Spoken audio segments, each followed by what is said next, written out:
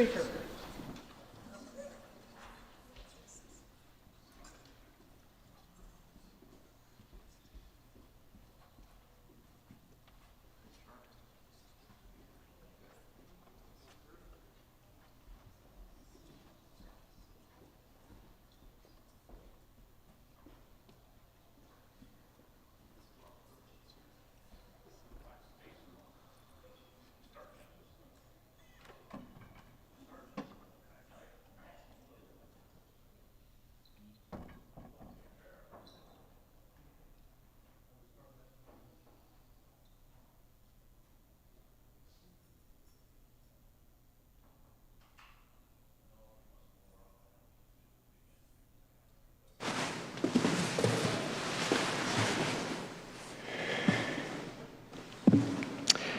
Present us, O Lord, in all our doings with thy most gracious favour, and further us with thy continual help, that in all of our works, begun, continued, and ended in thee, we may glorify thy holy name, and by thy mercy attain everlasting life.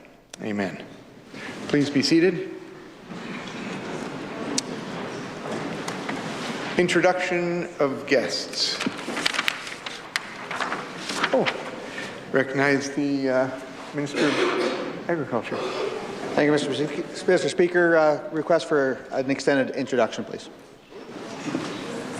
Request has been asked for an extended introduction. Is leave granted? Thank you, Mr. Speaker. To you and through you, Mr. Speaker, I would like to introduce representatives from Sask Wheat.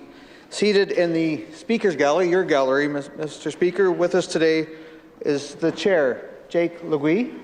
Give a wave for us. Thanks, Jake. Vice Chair, Jocelyn Valestic.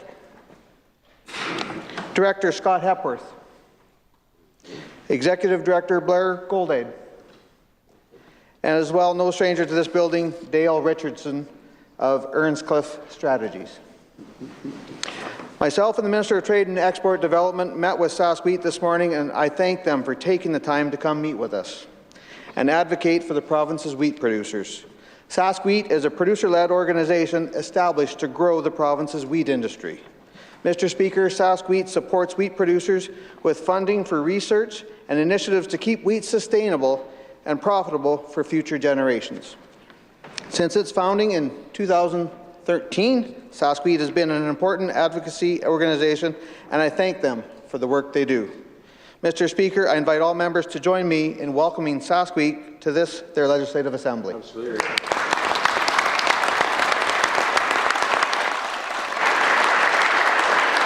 I recognize the Leader of the Opposition.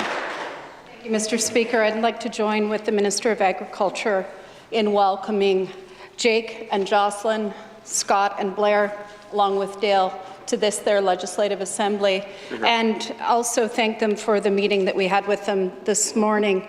You know, they did a fantastic job of advocating, as they always do, on behalf of wheat producers in this province. Obviously, an industry that is facing many, many challenges at this time. But they also came along with solutions, things that they are common sense, future-focused solutions that they are putting forward to ensure the sustainability, profitability, and our strong and proud tradition of being leaders and innovators when it comes to their industry in this province, and for that conversation that I was able to have along with the member for Regina Mount Royal and the member for Saskatoon Riversdale, I want to say sincerely thank you. I know that the producers that you represent are very, very pleased to have your strong advocacy, and we are all here very happy to welcome you to this, your Legislative Assembly. Sure.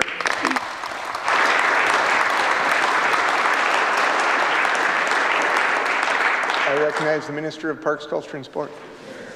Thank you, Mr. Speaker. I request leave for an extended introduction.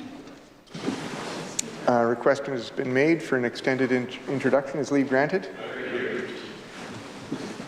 Thank you, Mr. Speaker. Seated throughout the galleries today are some very special guests who joined us here today to celebrate Rendezvous de la Francophonie 2025. I had the privilege to meet with them or to attend an event with them earlier today and thank them for their dedication and their enthusiasm for the French language. Mr. Speaker, we have with us today Diana Nibantase. Some of you may recognize Diana as she's a policy analyst with the Ministry of Agriculture and a visual artist when she has the free time. And she's been very involved in the Francophonie community since arriving in Saskatchewan. And I've recently learned that she has painted a mural and it's at display at the Francophonie Community Centre in Prince Albert. So I'm looking forward to seeing that. Mr. Speaker, please also welcome President Denis Simard from ACF, who has joined us here today. ACF is a respected partner to the government and in delivering French language services to those who require in our province. Also with us today, Mr. Speaker, seated in the West Gallery, are a number of students and teachers here from Laval School. Hi. So they were here for the event today as well. Mr. Speaker, to you and through you, I ask that all members join me in welcoming Dennis, Diana, the students, teachers, and community members to their Legislative Assembly. Thank you.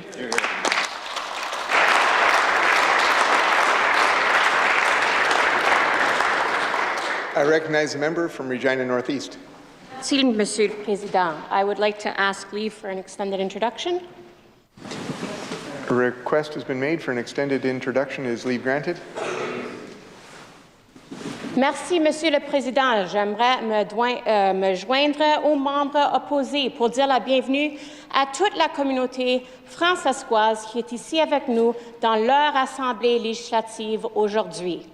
Alors, bienvenue, bienvenue, bienvenue.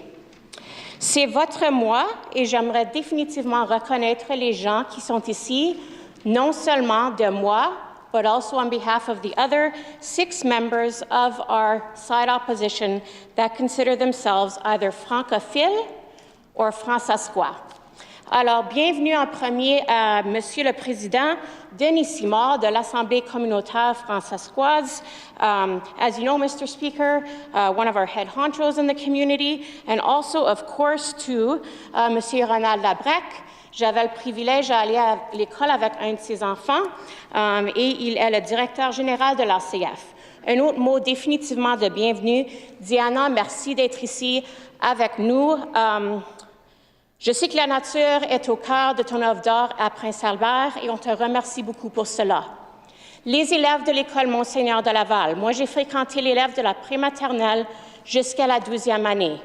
Courage, merci d'être fiers de votre langue et de votre culture et d'être ici avec nous pour célébrer, to celebrate on behalf of both sides of the legislature. Merci. Thank you.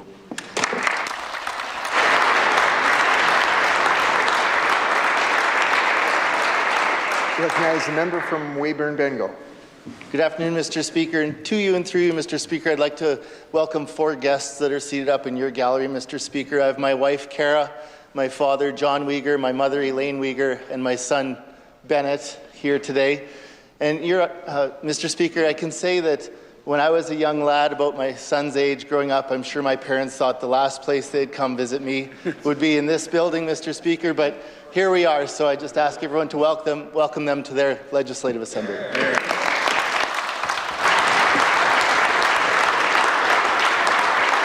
I recognize a member from Regina Pasqua. Thank you, Mr. Speaker. Mr. Speaker, to you, through you, I would like to welcome 28 of grade 4 students from Ethel Malcolm Elementary School in Regina Pasqua, seated in the East Gallery. Mr. Speaker, this group of students from Ethel Malcolm School are accompanied by their teacher, Lane Gortes-Keding, along with teacher, Ms. Guski, pre-intern Ms. Hannah, and Ms. Michael. Mr. Speaker, when I see the great personality who have their past experience as teachers sitting both sides in the chamber, I see my favorite teacher faces in their faces. and respect them because I am here due to my teachers' support. Not only do they teach children, but also create our future. These teachers are nation builders and students are our future. Mr. Speaker, with this, I will request all members of this Legislative Assembly to join me in giving a warm welcome all teachers and our future faces into the Assembly. Thank you.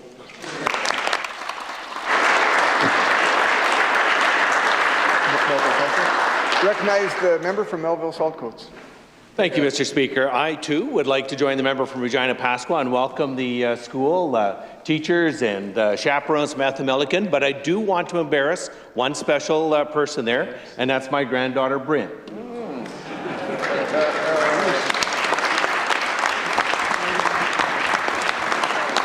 So Bryn has some significant aspirational qualities to her. She wants to become a professional barrel racer, and she is currently taking training for that. But she also wants to be a veterinarian, which I think we have locations for her across the province. But as well, she is joined by her mom, Lane Kading, who is no stranger to the building. I believe she was even an MA for our premier here. So I'd like to welcome the Ethel-Milliken School, the class, the teachers, chaperones, to their Legislative Assembly. I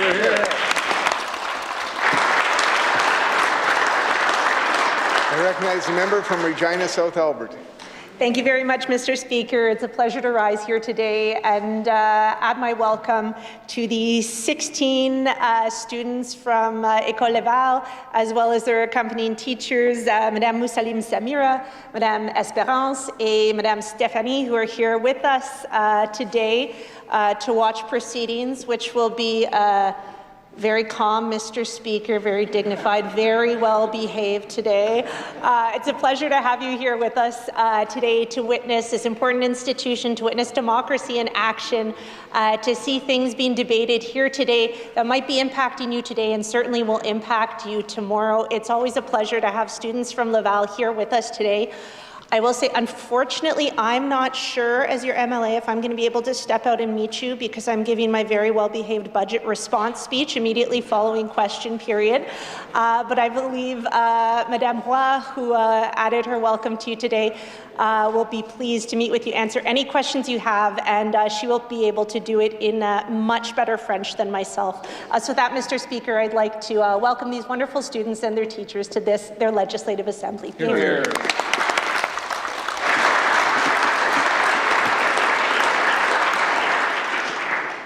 I recognize the member from Regina Rochdale. Thank you, Mr. Speaker. To you and through you, I would also like to welcome a guest. Allow me to introduce Kara Warner. She's the Director of Dream Big Childcare in Rocanville. She's also the advocacy lead for the Southeast Saskatchewan Directors Association of Childcares. This association represents approximately 25 childcare centres in rural Saskatchewan and the southeast region of our province. To you and through you, Mr. Speaker, please join me in welcoming Ms. Werner and those she represents to this legislature today.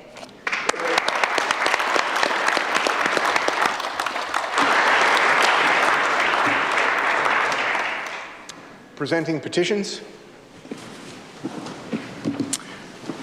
I recognize the member from Saskatoon Westview. Thank you, Mr. Speaker. I rise today to present this petition to the Government of Saskatchewan to renew the federal-provincial child care agreement.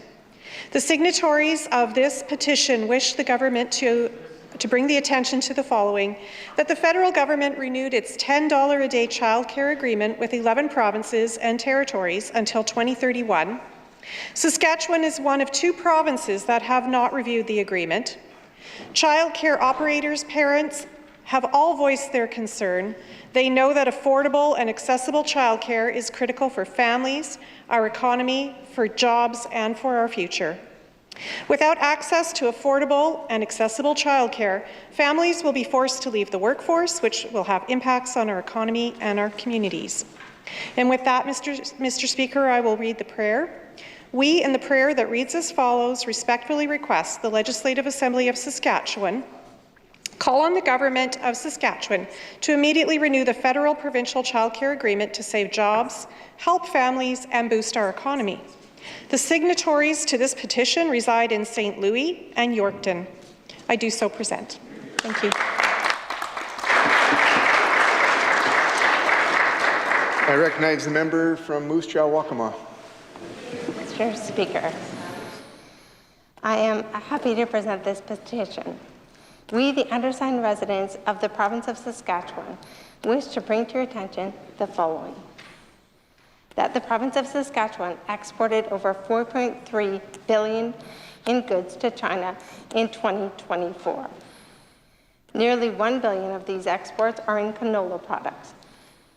Further, the devastating 100% tariff on Canadian-produced canola, pork, and peas by China will have a disproportionate effect on Saskatchewan producers and our province's economy. These new tariffs are anticipated to begin on March 20th. We, in the prayer that reads as follows, respectfully request that the Legislative Assembly of Saskatchewan take the following actions. Call upon the Government of Canada to take immediate action to remove the harmful tariffs on canola, pork, and peas that are disproportionately affecting the producers and farmers of the province of Saskatchewan. Call upon the federal government to immediately engage in meaningful dialogue with the representatives of the Chinese government to eliminate tariffs that harm Saskatchewan producers. I do so submit. I recognize the member from Regina University. Thank you, Mr. Speaker. I'm pleased to present this petition to the Government of Saskatchewan calling for pay equity legislation. We, the undersigned residents of the province of Saskatchewan, bring to your attention the following. Saskatchewan is one of only 4 provinces that does not have pay equity legislation. Saskatchewan has one of the highest gender wage gaps in Canada, which is the result of systemic gender discrimination and compensation for work that must be corrected with pay equity legislation. The Saskatchewan Human Rights Commission has recommended proactive and comprehensive pay equity legislation, which has not been pursued by the Government of Saskatchewan, and that while pay equity advocacy primarily seeks to address gender-based wage discrimination, it must also be mindful of ability, age, identity, and race-based wage discrimination. I will now read the prayer. We, in the prayer that reads as follows, respectfully request that the Legislative Assembly of Saskatchewan call on the Government of Saskatchewan to introduce pay equity legislation. The undersigned on this petition are resident in Saskatoon. I do so present.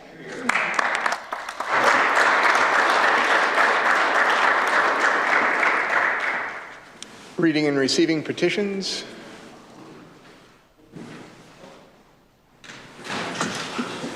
No, but, sorry.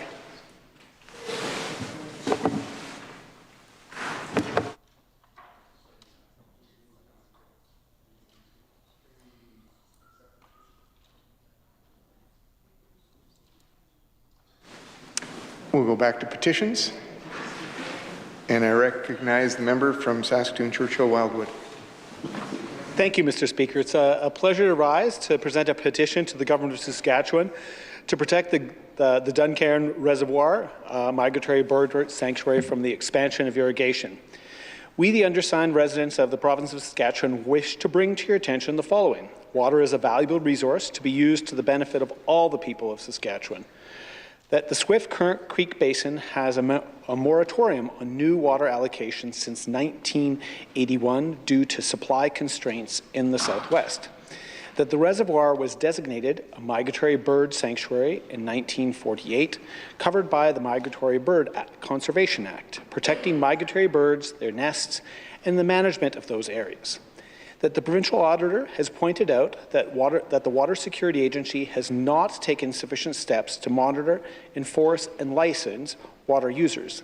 That the effective monitoring of water allocations and usage is key to Saskatchewan having a sustainable supply of water available.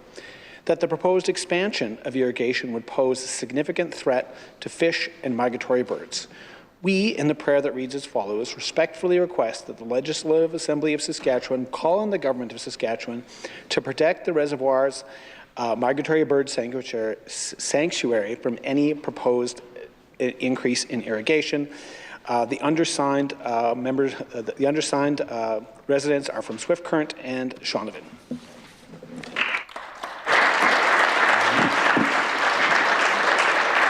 I recognize the member from Athabasca. Thank you, Mr. Speaker.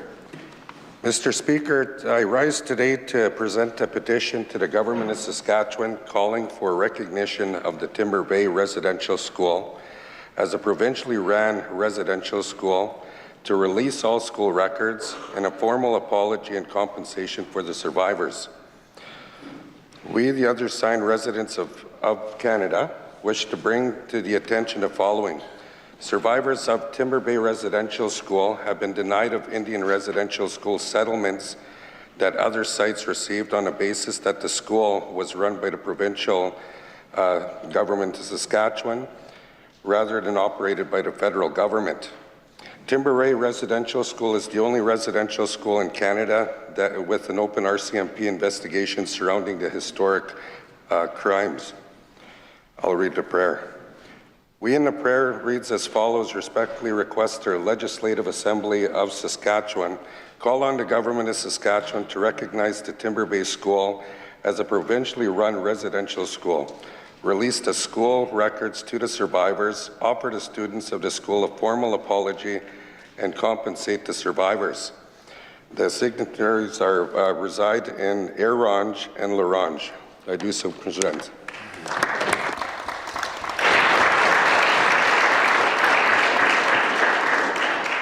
All right, reading and receiving petitions. Statements by members. I recognize the member from Saskatoon Southeast. Thank you, Mr. Speaker. Today, I rise to recognize World Down Syndrome Day, observed annually on March 21st. This past Friday, I attended the 3-2-1 dance hosted by the Saskatchewan Down Syndrome Society. It was an honor to provide remarks on behalf of the Leader of the Opposition about the need for a more inclusive and accessible society. It was an even greater honor to have been able to attend such an important event while also learning and recognizing the great work being done for the Down syndrome community and the work that still needs to be done. The Saskatchewan Down Syndrome Society creates opportunities for people with Down syndrome, their friends, and their families. Every person deserves the opportunity to thrive in their community. The theme for World Down Syndrome Day 2025 is Improve Our Support Systems. People with Down syndrome face barriers to accessibility, education, and essential funding. World Down Syndrome Day advocates for the supports necessary to ensure full participation in society. I encourage all of us not only to show our support with mismatched socks, but to take real steps to listen, to learn, and to advocate for better policies and stronger support networks. Let's stand together in building a more inclusive and equitable future for all. Here. I recognize the member from White City, Capel. Mr. Speaker, the month of March has been proclaimed as Rendezvous de la Francophonie. Rendezvous de la Francophonie is a celebration of the French language, and it's a vital role in our culture and identity. Mr. Speaker, French is more than just a language. It's a bridge to opportunities in Canada and the world, and a connection to our history. As we celebrate Francophones across the province this month, we encourage young people to continue their studies in French. Mr. Speaker, bilingualism opens doors to careers, travel, and meaningful connections. By embracing French, Mr. Speaker, we ensure a vibrant future for our culture and our shared heritage. Mr. Speaker, I'd like to take this opportunity to wish all the many and varied participants in Rendezvous de la Francophone all the best. And I invite all the members in this House to join me in recognizing the important contributions that Francophones and French makes in our communities. Thank you.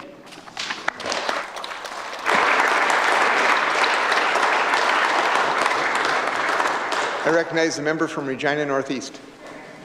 Merci, Monsieur le Président. Welcome to Francescois Month. Francescois Month is a time that we not only celebrate our culture, my culture, but it is also a call to action from members of the government. La communauté francescoise est un pilier dans cette province et du Canada. Mais célébrer ne suffit pas.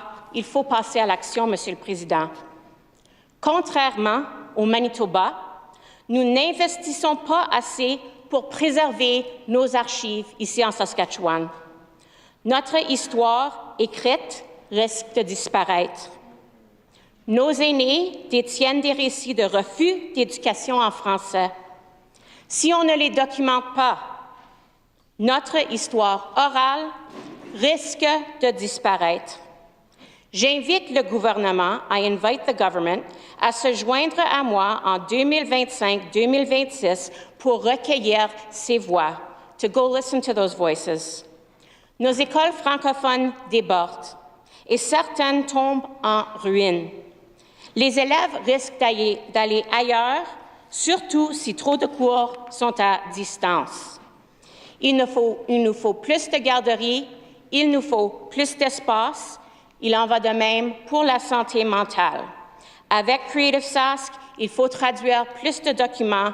Merci, Monsieur le Président. I recognize the member from Kootenay-Turtleford. Thank you, Mr. Speaker. Last week, Canada's Farm Show was held here in Regina.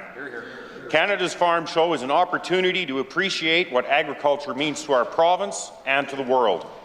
The show connects Saskatchewan producers and ag equipment manufacturers, as well as local and international buyers and investors. Mr. Speaker, I'd like to extend my congratulations to the organizers, sponsors, and all the exhibitors and presenters on another successful year. Combined with Canadian Western Agribition, Canada's Farm Show helps generate over $250 million in economic impact for Saskatchewan. The show partners with organizations such as Saskatchewan Outstanding Young Farmers and Ag in the Classroom to recognize the next generation of producers to help educate the public on the role of agriculture and their lives. With 350 businesses on site, the show promotes the innovation and services necessary for the agriculture industry's long-term success. Mr. Speaker, the show also celebrates the contributions of crop and livestock producers as demonstrated by the Farmer Appreciation Breakfast, which our Premier was the guest speaker. Like Saskatchewan producers, the show has demonstrated its commitment to growth and innovation over the decades, evolving with the industry it serves. The Government of Saskatchewan is proud to support Canada's Farm Show and looks forward to seeing its continued success. Thank you, Mr. Speaker. I recognize the member from Saskatoon-Riversdale. Thank you, Mr. Speaker. On Saturday, March 8th, I attended the Pleasant Hill Community Association Winter Carnival in Saskatoon. Over 400 people passed through the carnival, which included free food, prizes, and many lively games for children. The event was a true reflection of the strength and vibrancy of this community. I want to thank the Pleasant Hill Community Association and the over 60 volunteers who worked to make this event happen. I especially want to share a portion of an email I received from the organizer after the event. It reads, "One moment that was particularly poignant was meeting a little boy I knew 3 years ago in grade 1. In all the shuffle of schools, being the closing of Pleasant Hill and Princess Alexandra School, I don't think he's attending anymore. I pass him from time to time on the street. He is being raised by a grandma who was treated for cancer this year. He came up and loaded on food to take home. I encouraged him to at least get a couple tickets and try to win a raffle prize. Wonder of wonders, his name was drawn, winning a Lego set. He screamed with the loudest, most joyful sound that I have ever heard. I ask all members to join in me in thanking the volunteers that made this happen."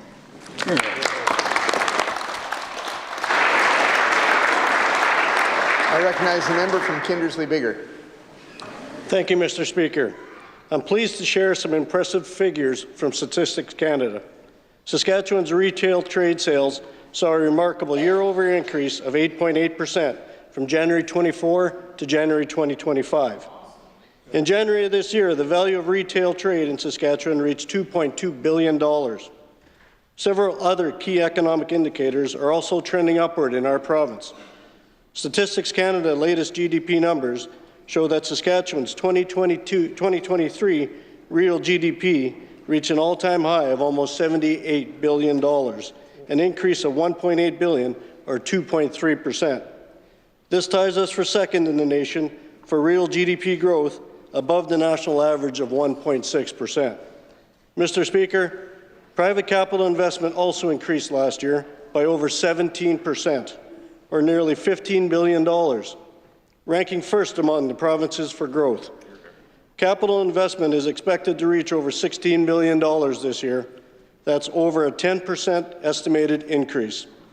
This growth in our province is a testament to the positive impact of our local businesses and their vital role in strengthening our economy. The support and demand for made-in-Saskatchewan products are creating more jobs and opportunities, boosting our economy, and enabling continued investments in services that benefit the people of Saskatchewan. Thank you, Mr. Speaker.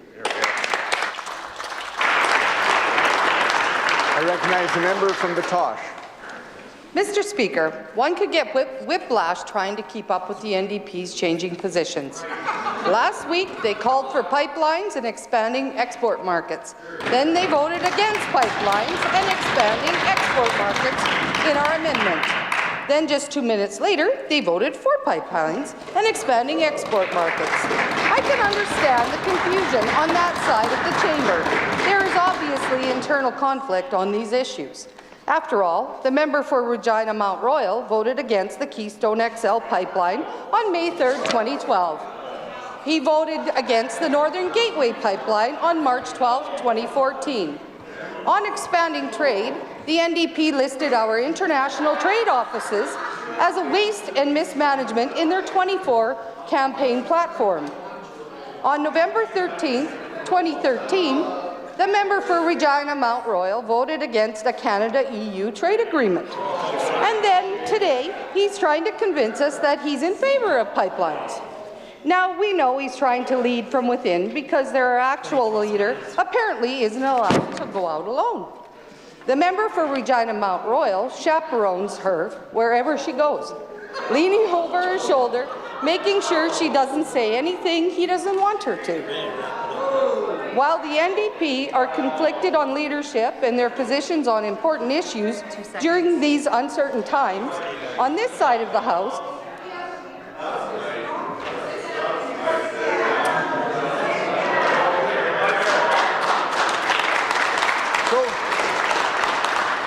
I would just like to again welcome all of our students to the gallery and announce its question period. I recognize the Leader of the Opposition.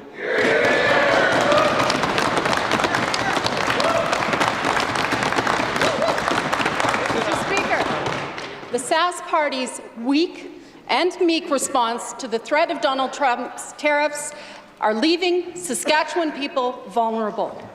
Now, the budget they presented just last week contains no measures to protect Saskatchewan people, and there's no contingency fund. How can the Premier think that it's acceptable to have nothing at all to protect Saskatchewan people staring down the threat of these tariffs? I recognize the Premier.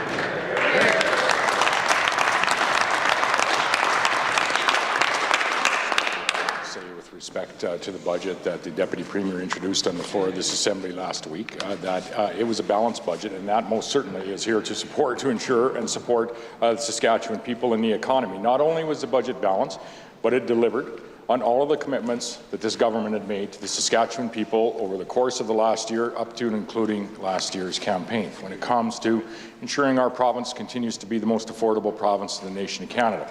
Investments in health care. Mr. Speaker, $485 million invested in health care, Mr. Speaker.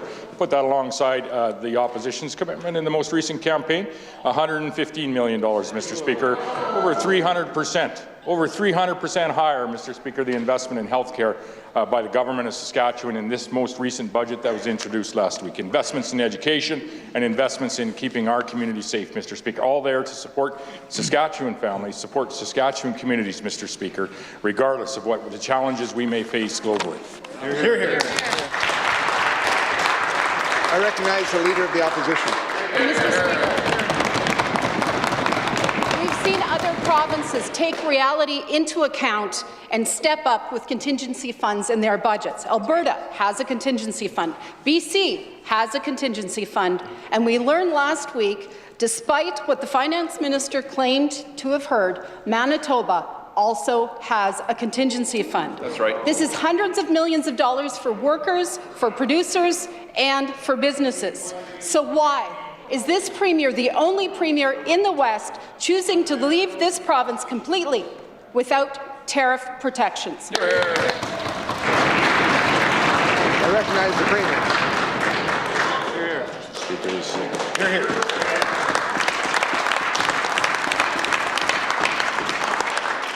Manitoba has a deficit. Quebec has a deficit. New Brunswick has a deficit. Alberta has a deficit. British Columbia has a deficit, Mr. Speaker. Also, British Columbia used the opportunity.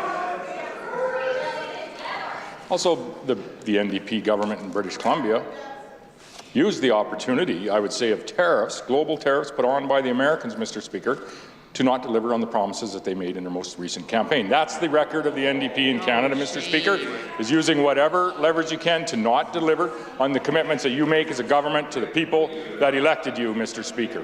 Mr. Speaker, we see a deficit after deficit after deficit, with the exception of the province of Saskatchewan, where we have a balanced budget and are well poised to address any of the challenges that might come from within our nation or outside.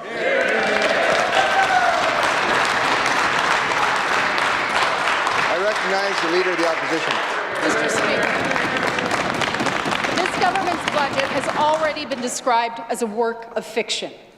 The Premier and the Finance Minister need to pull their heads out of the sand, and they need to be ready with the supports that have the backs of Saskatchewan people.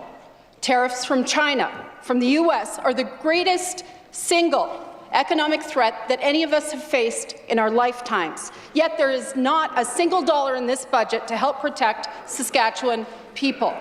How does the Premier defend bringing forward a budget that completely ignores the realities that Saskatchewan people are facing? I recognize the Finance Minister.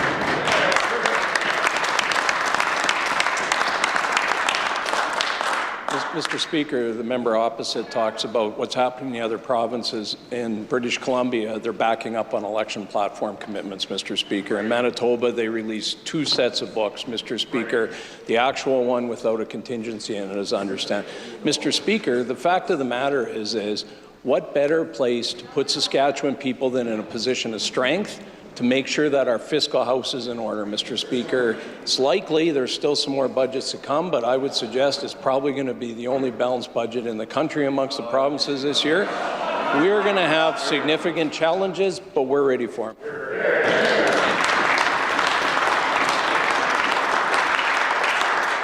So I'm just going to remind the chamber that when answers are being given, we'll be listening carefully, and when questions are being given, that we'll listen respectfully as well. So I recognize the member from Regina Mount Royal.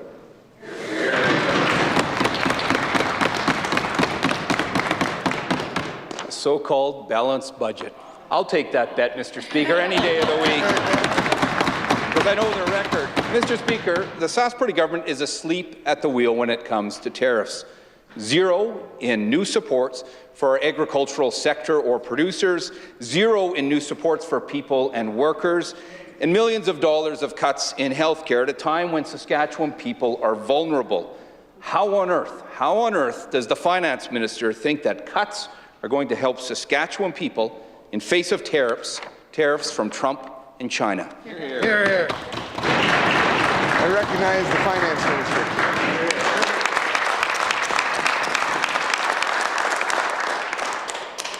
Those budgets for those ministries, Mr. Speaker, that the member just read through, there aren't cuts. There's an increase. There's record-setting funding for health care.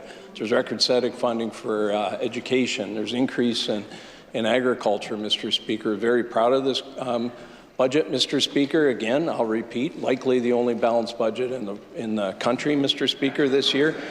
What the member is saying is just simply isn't accurate, Mr. Speaker. Last week, he said, I believe he said, that this government hadn't been able to balance any budgets. Mr. Speaker, fiscal year end at last year, $180 million surplus. Mr. Speaker, I'll believe the provincial auditor. Thank you, Mr. Speaker.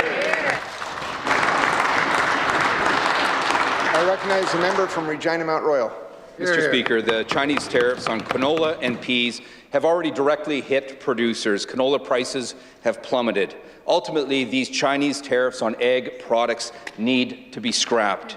And we call on this provincial government and federal government to act to urgently make that happen, including taking the tariff off of Chinese EVs to make that happen. Since producers are suffering losses now, they need action now. The agricultural producers of Saskatchewan have called on this provincial government today to sign on to improve agri-stability supports now. Will the minister commit to this important call? Hear, hear. I recognize the Minister of Agriculture. Thank you, Mr. Speaker. When the federal government made their announcement on Saturday, neither the government of Saskatchewan nor Saskatchewan Crop Insurance were informed of these proposed changes to agri-stability. At this point, we're looking into the impact of these proposed changes to our Saskatchewan producers and determining next steps. We continue advocating to the federal government to remove its tariff on Chinese EVs and negotiate a solution with China. We've asked the Prime Minister to engage prior to the election call, and he committed, but failed to do so. The only reason Saskatchewan's agriculture industry is in the line of fire is because of tariffs put on by the federal government on Chinese EVs, and it was supported by that NDP leader federally. Thank you, Mr. Speaker. I recognize the member from Saskatoon-Fairview. Well, Mr. Speaker, they have no plan for the economy, and yet somehow they managed to do even worse for health care. Sun President Tracy Zamburi called the provincial budget profoundly disappointing, and she's not the only one. Paramedics aren't happy about this government's budget either.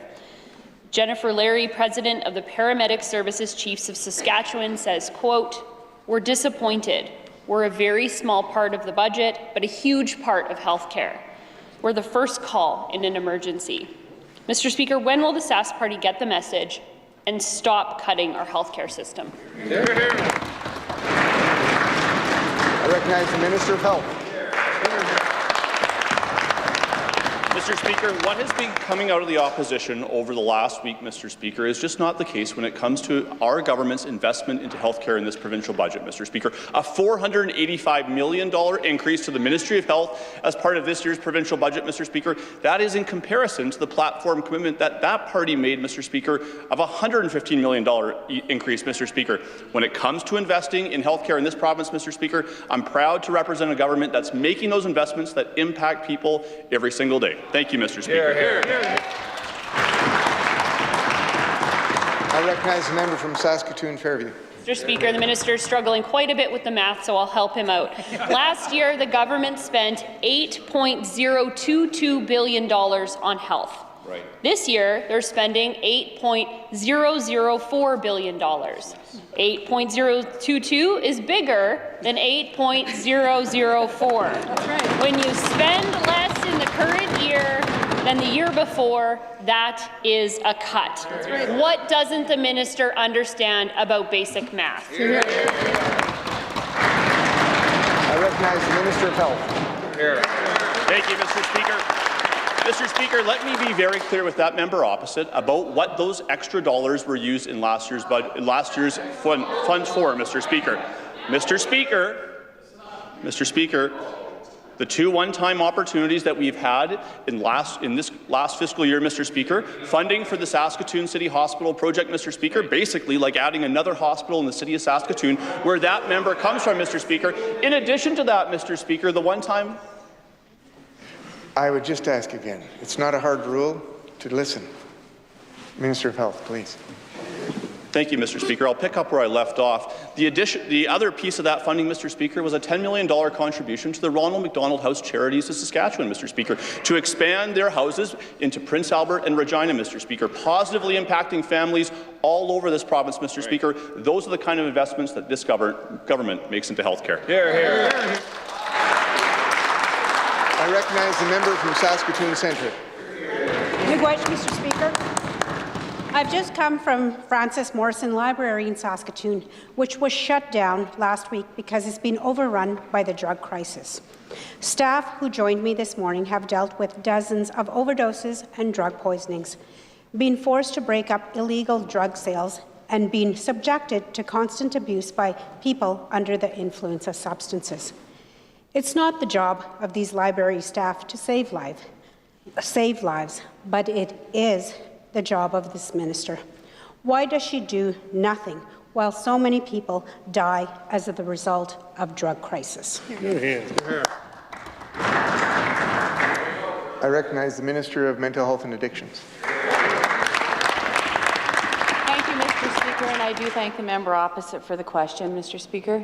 Every loss of life due to overdose is a tragedy, and I extend my condolences to those who have felt the impact of addictions and overdoses, Mr. Speaker.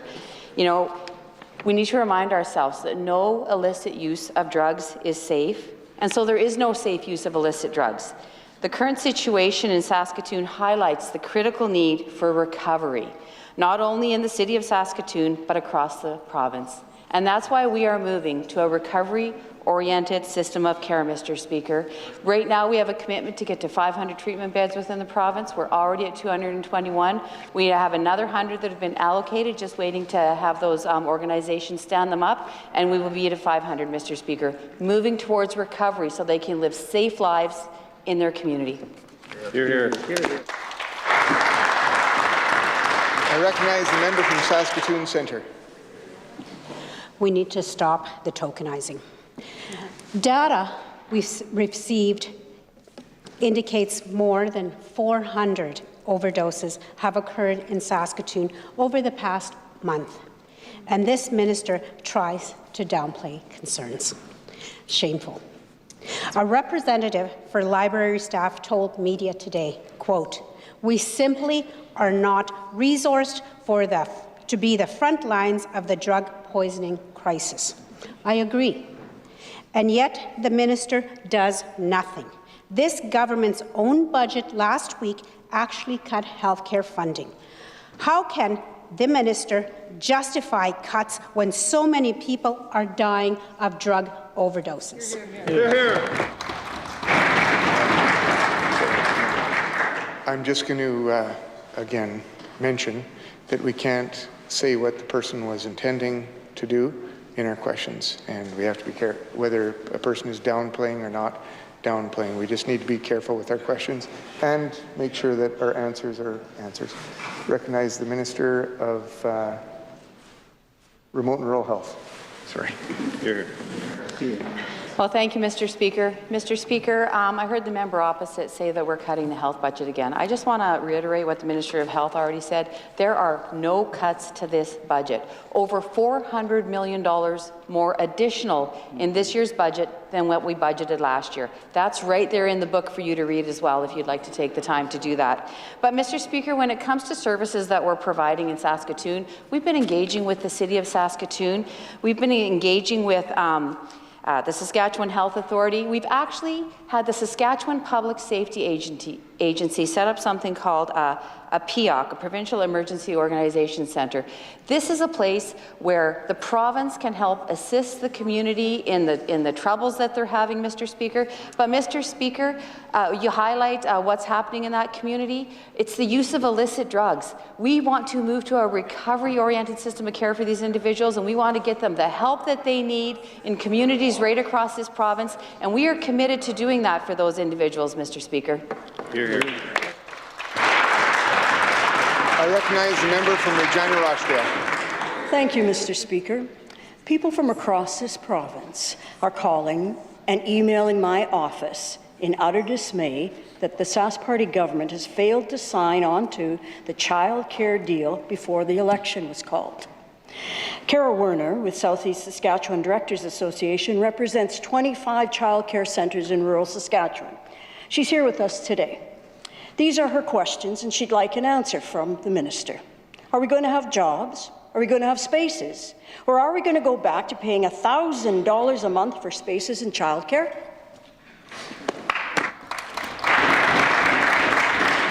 I recognize the Minister of Education.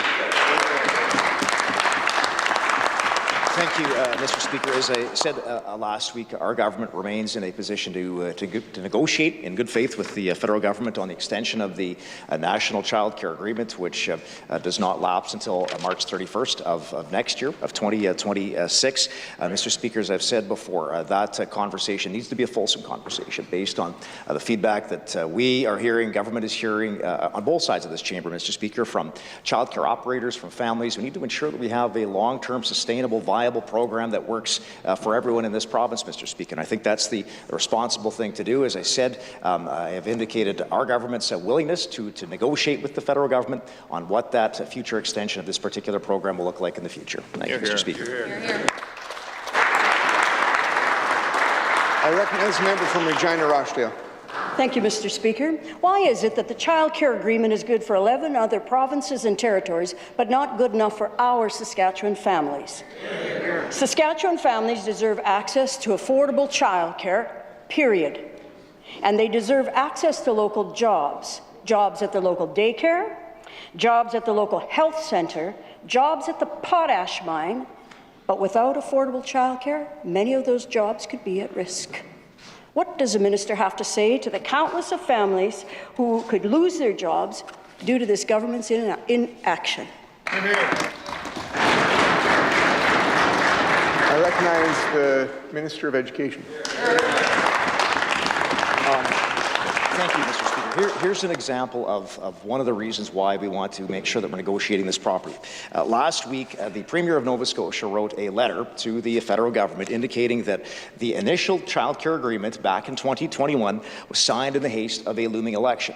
Once again, this is happening in 2025. And furthermore, Mr. Speaker, the Premier of Nova Scotia just last week in his letter to the federal government indicated that they are asking for, Nova Scotia is asking for amendments to the recently signed agreements to allow for some participation for for-profit operators, which is exactly one of the things that Saskatchewan is interested in. So, Mr. Speaker, what that says to me is that yes, there are other provinces who felt like they were rushed into renegotiating and signing a new agreement, and now these provinces are coming back saying, we would like to renegotiate and make some changes to that. So, Mr. Speaker, why wouldn't we, as the province of Saskatchewan, before entering into an agreement, make sure that we are covering off these sorts of issues and identifying what would be the best path going forward for our province, Mr. Speaker, and for our child care operators? Hear, hear. I recognize the member from Athabasca. Mr. Speaker, I am proud to represent the incredible people of Athabasca and Saskatchewan's incredible north. But the people I represent are being ignored by this government. The north is rich with resources, and the people living there don't have access to basic services. Take the health centre in Beauval, and also the other communities that haven't had proper staff in months. I looked through this budget of theirs and found that there's no help. Why does this government continue to ignore the health and the well-being of my constituents? Hear. I recognize the Minister of Health. Thank you, Mr. Speaker. Mr. Speaker, I thank the member opposite for the question, and I just remind the member opposite this is a government that does invest in the north, Mr. Speaker. When I look at his own constituency, Mr. Speaker, I see capital investments, Mr. Speaker. I see a new elementary school in La Loche, Mr. Speaker. Over in La Ronge, I see a new long-term care facility being constructed, Mr. Speaker. These are important investments into the north, Mr. Speaker. Mr. Speaker, the member opposite talks about Beauval. And as part of this year's provincial budget, Mr. Speaker, we've got $1.5 million in new funding for the Beauval EMS facility, Mr. Speaker. We know how important this facility is to that community in that area, Mr. Speaker, and we look forward to making that investment into the north.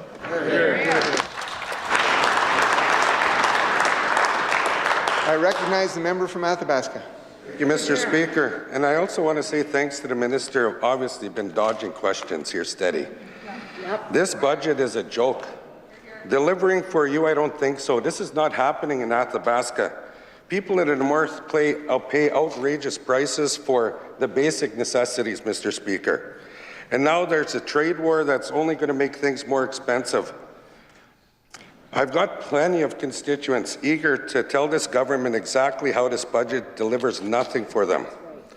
Will one of these ministers at one time come to the far north and see and let these people know firsthand that they are important, they matter, and they belong in this province. I recognize the Minister of Health. Thank you, Mr. Speaker. You know, Mr. Speaker, I've had the good fortune of spending a bit of time in the North, Mr. Speaker, touring that member's constituency, Mr. Speaker, touring the constituency of Cumberland, Mr. Speaker. This is a government that invests in the North, Mr. Speaker. I already highlighted the brand new elementary school in the Losh, the new long-term care facility that's being built in Larange, the new funding in this year's budget for the Beauval EMS facility, Mr. Speaker. I'd also highlight the investments that we've already made in years past, Mr. Speaker, to the member opposite. A new long-term care facility in Meadow Lake, Mr. Speaker. In this year's budget, Mr. Speaker, expansion of dialysis services in Meadow Lake, Mr. Speaker, which directly serves the people of that member's constituency, Mr. Speaker. For that member to get up and say that this government doesn't invest in the North, Mr. Speaker, that just isn't the case.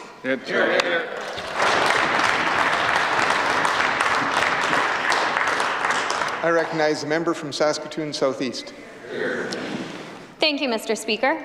Mr. Speaker, a woman in this province needed a mammogram, but she couldn't afford to travel to Calgary to get one. I'd like to read from the Sask Party government's response.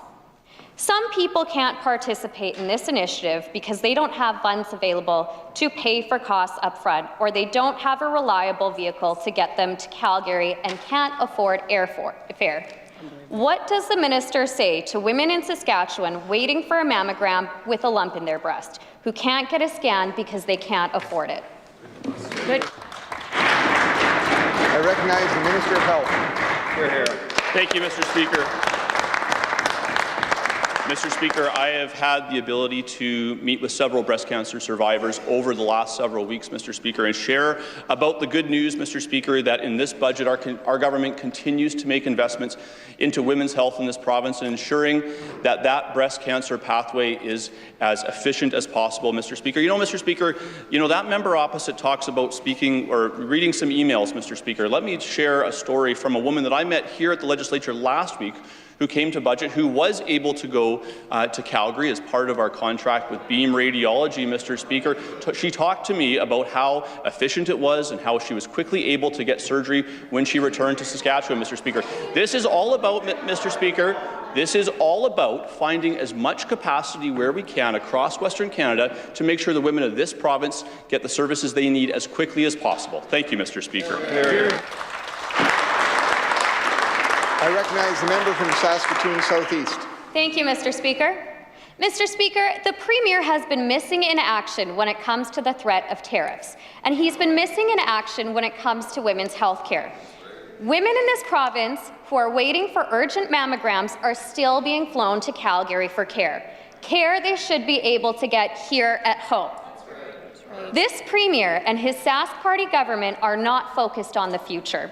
When will we see a plan from this Premier to deliver this health care to women at home? I recognize the Minister of Health. Thank you, Mr. Speaker. Mr. Speaker, let's talk about that plan. Mr. Speaker, that plan is a part of this year's budget, delivering for you, delivering for women across this province and especially in southern Saskatchewan, Mr. Speaker. In this year's budget, Mr. Speaker, there's money for the opening of the new breast health centre right here in Regina, Mr. Speaker. We look forward to opening that up here in the coming months, Mr. Speaker. In addition to that, Mr. Speaker, this is our government, thanks to this Premier, that is constantly lowering the age for breast cancer screening to lower and lower age every year. On January 1st of this year, Mr. Speaker, lowered it to age 47 without a referral from a healthcare provider, Mr. Speaker. On June 1st, it's going to go down to age 45, Mr. Speaker. Each time we move that age down, that positively impacts another 12,000 women in this province, Mr. Speaker. This is a government that is making these targeted investments into women's health care in Saskatchewan so those women have better access to care. Thank you. I recognize the member from Saskatoon Centre. Leave for an extended introduction. Request has been made for an extended introduction. Is leave granted? Mr. Speaker. I just want to extend a warm welcome to community folks from Saskatoon that traveled this morning after the press conference to join here and to listen to a question period and also listen to the answers on addressing the drug overdoses in the community. So to you and through you, I would like to welcome the following guests to their legislature.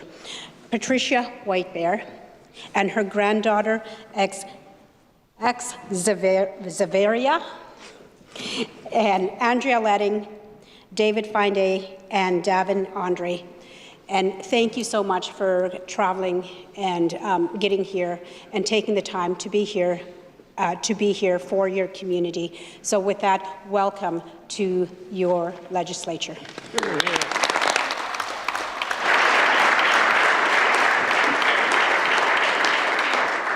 Ministerial statements.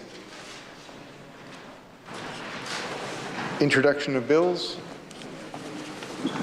Item number 1, Minister Ryder. I recognize the Minister of Finance. Mr. Speaker, I move that Bill number 13, the Income Tax Amendment Act 2025, be now introduced and read a first time. It's been moved by the Minister of Finance that Bill number 13, the Income Tax Amendment Act 2025, be now introduced and read for the first time. Is it the pleasure of the Assembly to adopt the motion? Carried. First reading of this bill. When shall it be read the second time? Next sitting of the Assembly. Next sitting. Item number 2, Minister Harrison Meadow Lake. I recognize the Minister responsible for Sask Power. Thank you, Mr. Speaker. I move that Bill number 14, the Power Corporation Amendment Act 2025, be now introduced and read a first time. It has been moved by the Minister responsible for Sask Power that Bill number 14, the Power Corporation Amendment Act 2025, be now introduced and read a first time. Is it the pleasure of the Assembly to adopt the motion? Carried. First reading of this bill. When shall this be read a second time? Next sitting. Next sitting. Item number 3, Minister Ross. I recognize the Minister responsible for Saskatchewan Liquor and Gaming Authority. Mr. Speaker, I move that Bill number 15, the Alcohol and Gaming Regulation Amendment Act 2025, be now introduced and read a first time. It has been moved by the Minister responsible for the Saskatchewan Liquor and Gaming Authority that Bill number 15, the Alcohol and Gaming Regulation Amendment Act 2025, be now introduced and read a first time. Is it the pleasure of the Assembly to adopt the motion? Carried. First reading of this bill. When shall the bill be read a second time? Next sitting of the Assembly. Next sitting.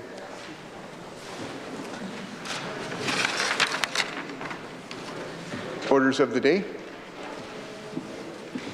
Special order, second day, resume debate on the proposed motion.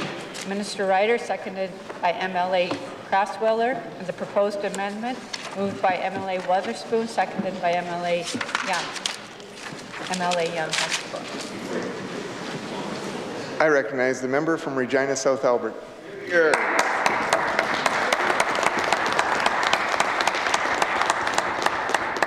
Thank you very much, Mr. Speaker. Whole new week back again.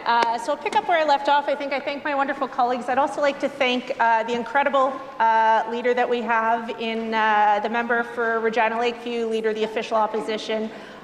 Just an absolute pleasure to work with. The hardest working person. You get to the office, she's here, or she's out on the road. She's everywhere. And you know, despite what members across might suggest with their incredibly thoughtful comments about needing a chaperone on the road, Mr. Speaker, we actually like each other. Yeah. We like hanging out together. This is a good crew. This is a beautiful province. There's nothing better than driving around, meeting with the people who made it so great with my colleagues, and Leader of the Opposition is top of that list. I'd also like to thank my new CA, Ellie Broden, who just started in my office after my former CA, Jocelyn Adama, left me to work in caucus office. Ellie's great, comes to me from a real varied background, but most recently was supervising at Leo's OG. Anyone who can manage a busy, popular bar at 2 in the morning can certainly manage a constituency office and their MLA quite well. And she's just taken to it like a duck to water, Mr. Speaker. I'm so thankful to have her, as well as my constituents, the good people of South Albert and my family, Mr. Speaker. My husband Taylor's recently started a new career in real estate, and my kids are growing like weeds, continually energetic, sometimes clothed, 4 and 2, and keep me so busy. And thankfully, they're not here quite as much as they were last term, but they still do like coming to Mom's big work. And I'm really thankful that this is a place that they feel comfortable coming every so often on weekends to look at the art on the walls. Beautiful building, Mr. Speaker. You know, budgets are always important in Saskatchewan, but they're critical during times like this. The member for Regina Mount Royal spoke eloquently about his grandfather and thousands of others who served Saskatchewan, served Canada, fighting along the United States to victory. That was a true team North America, Mr. Speaker. We were united. We fought against fascism, fought for national and international interests. We fought for the future. Unfortunately, we're not fighting on the same side right now. You know, Mr. Speaker, in my office, hanging on the walls, I have 2 things that I was looking at as I jotted some notes down in response to the budget. I have an MBE, Member of the Order of the British Empire. That was awarded to my great-grandfather, Hugh Young, a university-trained agronomist, that he received for services to King and Country for post-war agriculture, introducing fertilizer to the farmers of southwestern Scotland, and for his service during the Great War, where he served, among other places, and fought in Gallipoli. I also have the front page of the Estevan Mercury, which, for a girl from out east, was an odd thing to grow up with, on the wall of your living room. It's from August 20th, 1942, hung in my house as a child. And this front page reports on the local regiment's participation in the Dieppe raid. It's a true artifact, and I wrote down the first line. It reads, "Pulses quickened and pride surged through Estevan today when it was announced that the South Saskatchewan Regiment took part in the United Nations smash behind a tank spearhead at the Nazi-held French harbour of Dieppe Wednesday. The assault lasted for 9 hours. Details have not yet been released on the operation, but it is described as the greatest operation of its kind undertaken in this war and in achieving their objectives in the strongly held enemy area. The Canadians, accompanied as they were by British, American, and fighting French troops and engaging their first clash with the Germans in fierce fighting, were said to have acquitted themselves well." End quote. Now, Mr. Speaker, it's a famous day in our history, but a dark day, for, of course, the death toll and the price paid at Dieppe was not known. 523 men from the SSR embarked on the raid. 78 were killed, 3 died of their wounds, and 3 died as prisoners of war, for a total of 84 dead, which is about 16%, nearly a fifth of the men who embarked. And you know, Mr. Speaker, the times aren't parallel, obviously. Like, a trade war is not a world war. But I looked at that as I wrote this budget speech, and I thought about that unity that we had when Canadians and Americans fought and died side by side. And it feels like sitting here in Canada, Mr. Speaker, some of that has been forgotten by our neighbours to the south, and we find ourselves in the situation of uncertainty, unease, unpredictability, a time that our economy, our geopolitics, and our security hasn't seen in generations. And look, Mr. Speaker, the only place I want to fight with Americans is on the ice, and I want to win there. And our quarrel isn't with the Americans, of course, it's with Donald Trump, and it should be for every member of this Assembly. For God forbid that I agree with former Premier Jason Kenney, former Premier of Alberta, but after Trump said Canada was meant to be the 51st state, Jason Kenney said, and I quote, "Does anyone out there still think this is a joke?" This is a man, Donald Trump, who must be taken seriously and literally, with threats to our country, to our sovereignty. There can be no Team North America with President Trump. He doesn't care about our industry. He doesn't care about our workers. He doesn't care for our citizens. He doesn't care about our leaders. And this province, this country, are looking for their leaders to lead. It's a moment for candor, for comfort, for dreaming big, and for building up this great province and this great country. Mr. Speaker, I think the people of Saskatchewan are looking for a little less Chamberlain and a little more Churchill. Hear, hear. And people are going to get it from this team.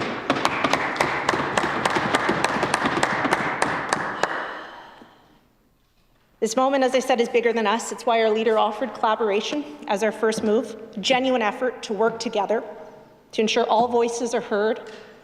Good ideas, buying Canadian steel, having a Team Saskatchewan task force, prioritizing Canadian, Saskatchewan suppliers, manufacturers. All those great ideas, Mr. Speaker, are acted on swiftly. But here we are, the government that promised change and respect and continues to struggle, I'd suggest, to show that change.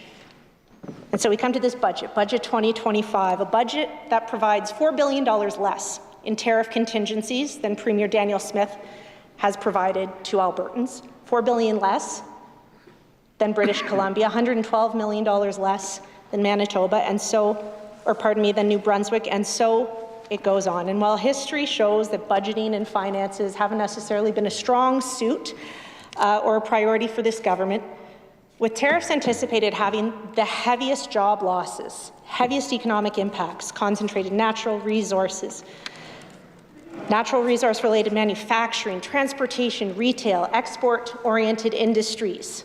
Planning for the future for those rainy, stormy days is prudent, and this budget gives no comfort to those people who are worried about their jobs, worried about their future. Now, Mr. Speaker, we met with some operators from Saskatchewan Trucking last week. They're already living the impact of tariffs. They're already worried and looking at having to lay off their drivers because they operate on volume. The impact of tariffs on this uncertainty is already impacting business owners and workers in Saskatchewan. And this budget, Mr. Speaker, has no plan for our economy.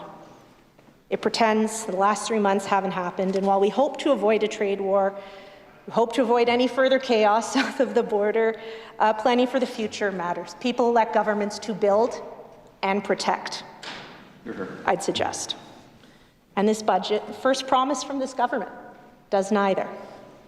Because we are in a trade war right now. We're in a trade war on two fronts, with the U.S. and with China, where my colleague noted producers are already taking a hit of more than $2 a bushel, I think he said.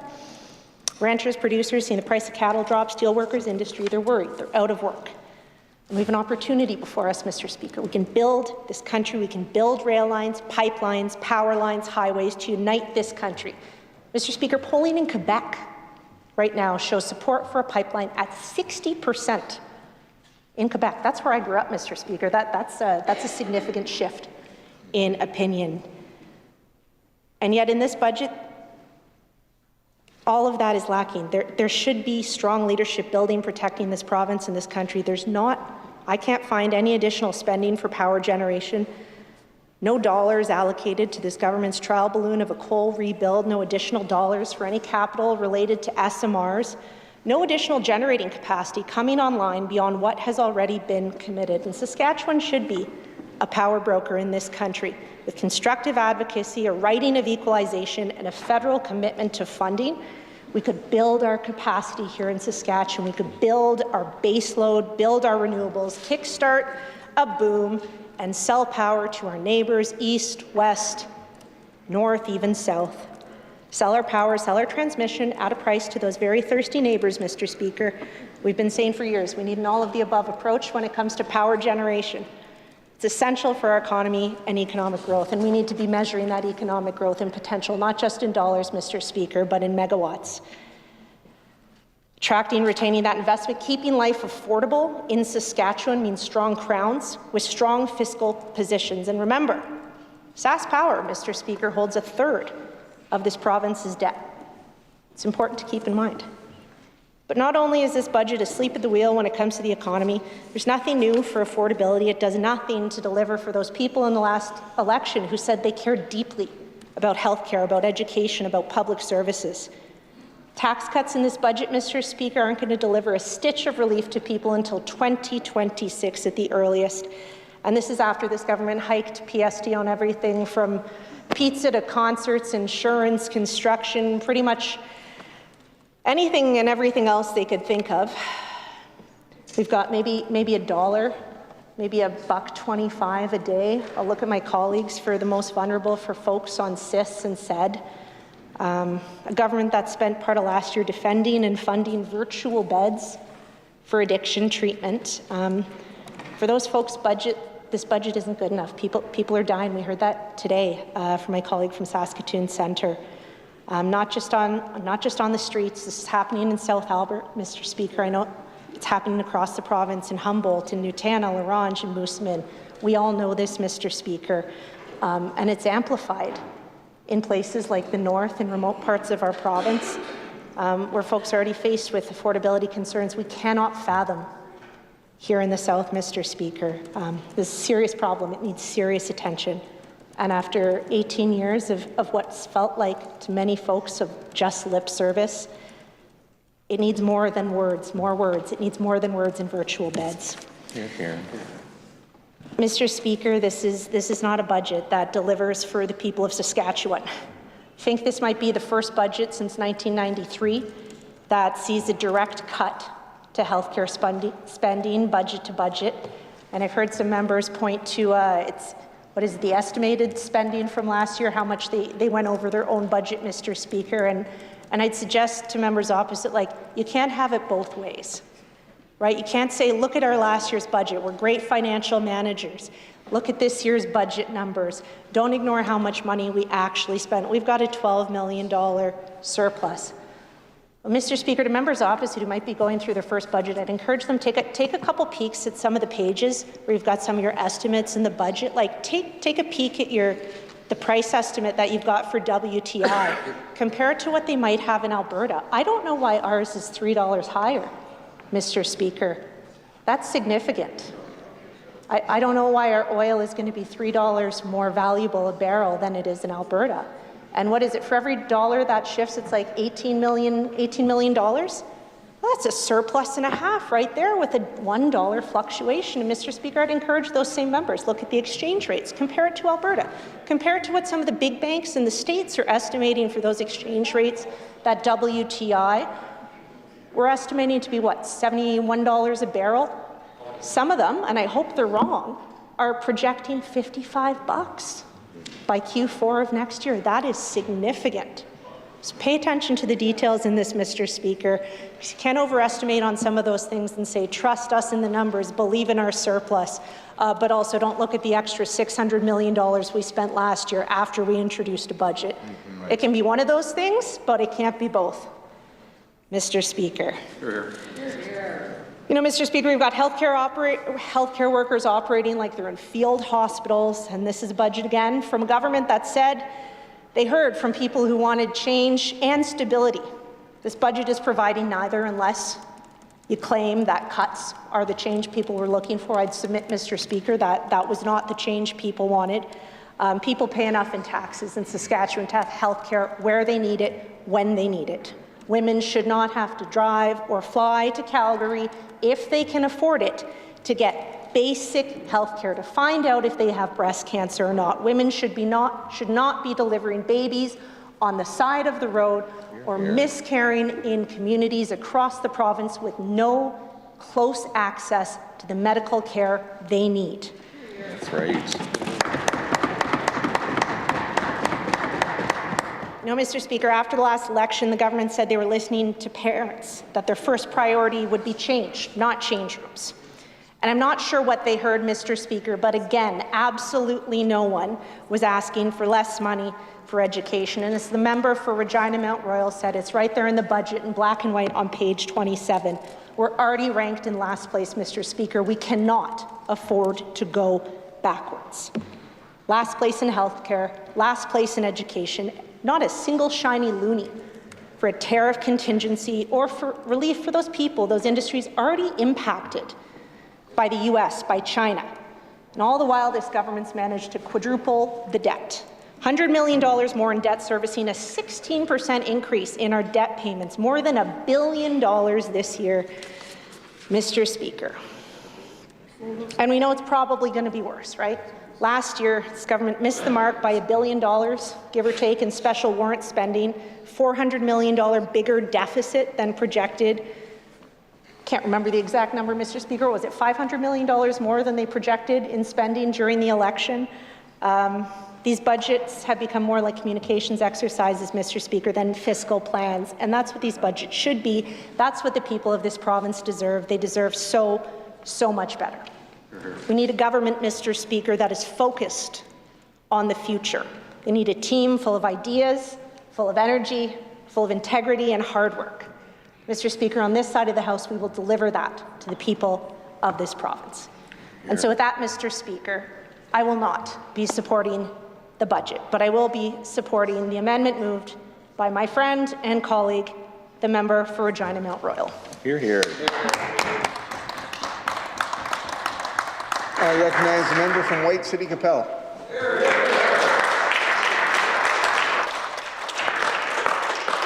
Thank you, Mr. Speaker. It's an honor to stand before you today and this Assembly to second this year's budget. I want to begin by thanking the Premier for his leadership, specifically in and throughout the last number of weeks and months in an ever-changing economic landscape. So, Mr. Premier, thank you for being a calm, steady, and stable voice for Saskatchewan. Thank you for the extra time you've spent traveling and talking with key people in the United States and Canada and internationally to fight against these tariffs, to fight hard for Saskatchewan, to do what's best for this province. So thank you for your strong, steady leadership.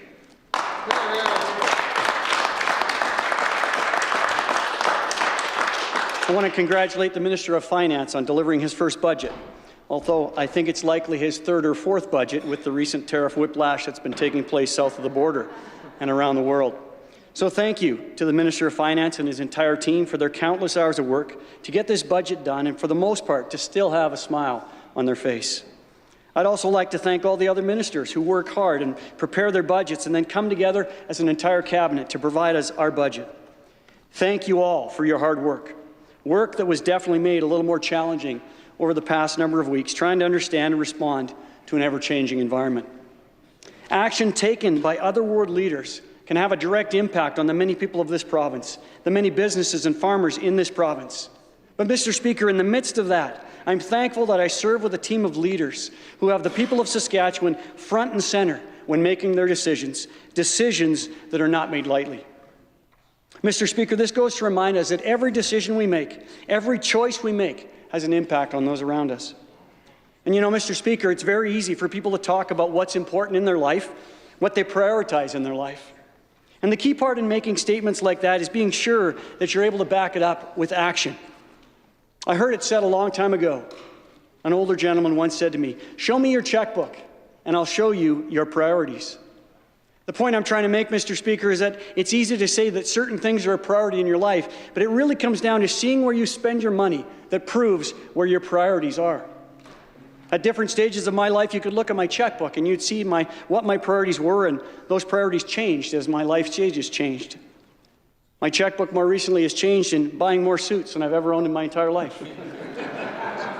I'm wearing one of my favorite ones today, and I'm happy to say that both the former and current member from Dakota-Arm River approve of my choice. More specifically, Mr. Speaker, I spent a little bit of money on a suit I wore on Thursday. And even the member from Cut Knife Turtleford, if you remember that plaid one I wore, Mr. Speaker, you commented on the hallway on that suit. But even the member from Cut Knife Turtleford, when he first turned around and saw my suit, he said, "Whoa." And I think that's cowboy for nice suit. And I haven't had the chance to tell him yet, but I believe it comes in a size a little bigger than the one I'm wearing, with a hat, a cowboy hat that matches. My kids are just discovering this, Mr. Speaker, as they buy their own homes and they're having children. And I can take a look at their checkbook and I can see that their priorities have changed. Their priorities radically changed as 3 of my kids and their spouses welcomed their first child this past year, my 3 grandsons, Brooks, Grayson, and William. Congrats. Thank you. And Mr. Speaker, I must admit, I do somewhat chuckle when my kids talk about how much money they spend on these little ones. I don't have the heart to tell them, it just gets more expensive, just wait. And Mr. Speaker, I must admit that my bank account, my checkbook, is about to take a pretty major hit as well, because my priorities are going to change, because it's my duty as a grandfather to provide my 3 grandsons with a variety of motorized equipment to help them develop their fine motor skills. But the point I'm trying to make, Mr. Speaker, it's so true. Show me your checkbook, and I will show you what is a priority in your life. Your checkbook doesn't lie. And that's why I'm so thrilled with this year's budget, because I believe this budget, our checkbook, shows what this government's priorities are, and I believe it can be summed up in one word: people. I'll take a deeper dive in a minute, but when you take a look at this year's budget and the investment into health care, the investment into education, the investment into social services, the investment into corrections and policing and public safety, the investment to make life more affordable for the people of our province. This government is delivering for our people.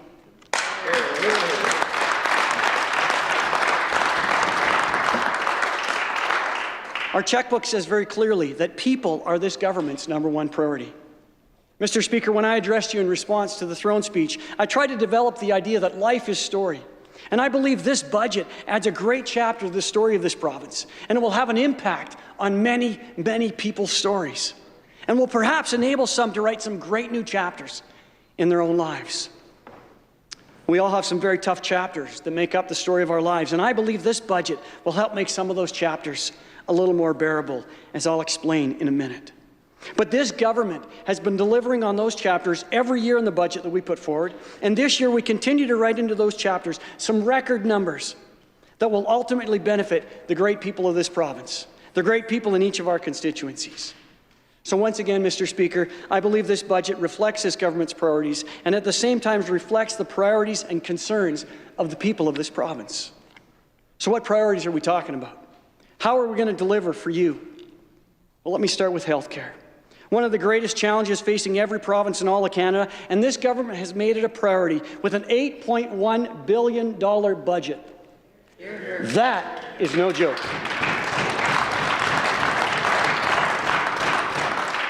And Mr. Speaker, may I first say that I've had the pleasure of watching the Minister of Health and the Minister of Rural Remote Health in action. And I think we have two great leaders working together to address the challenges and the complexities head on. So thank you. And make no mistake, the work that they're doing and the direction they're moving things has one main priority: people. Getting people the health care they need, with the goal of everyone in this province having access to a primary health care provider. They're continuing to build on the foundation of previous budgets, providing the funds to help the people of this province. And ultimately, they're helping to write some great chapters in the lives of the people of this province. So a huge thank you to both of them, as I believe their phone rings fairly often. And I just want to publicly thank them for their commitment to these critical ministries as they look after and care for the people of this province. They've shown us their priorities, and as they lead those ministries, they've brought forward budgets, their plans, and ultimately their priorities for this government for this fiscal year, which again shows people are our priority. Again, the total health budget is $8.1 billion. Mr. Speaker, that's the equivalent to over $22 million a day that's spent on health care in this province. Again, that's no joke. Increase for Saskatchewan Health Authority operations, an increase for primary care for seniors, a $20 million increase for mental health and addictions. That equates to almost $55,000 per day. An incredible amount of money, because there's an incredible need in our communities, in our families, to help with mental health and addictions. And this government is delivering.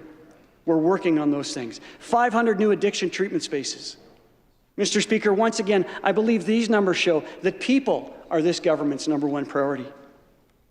And Mr. Speaker, in my short time as an MLA for White City Capel, and I believe it was 142 days as the day of the budget was presented, I've had the privilege of meeting some amazing people.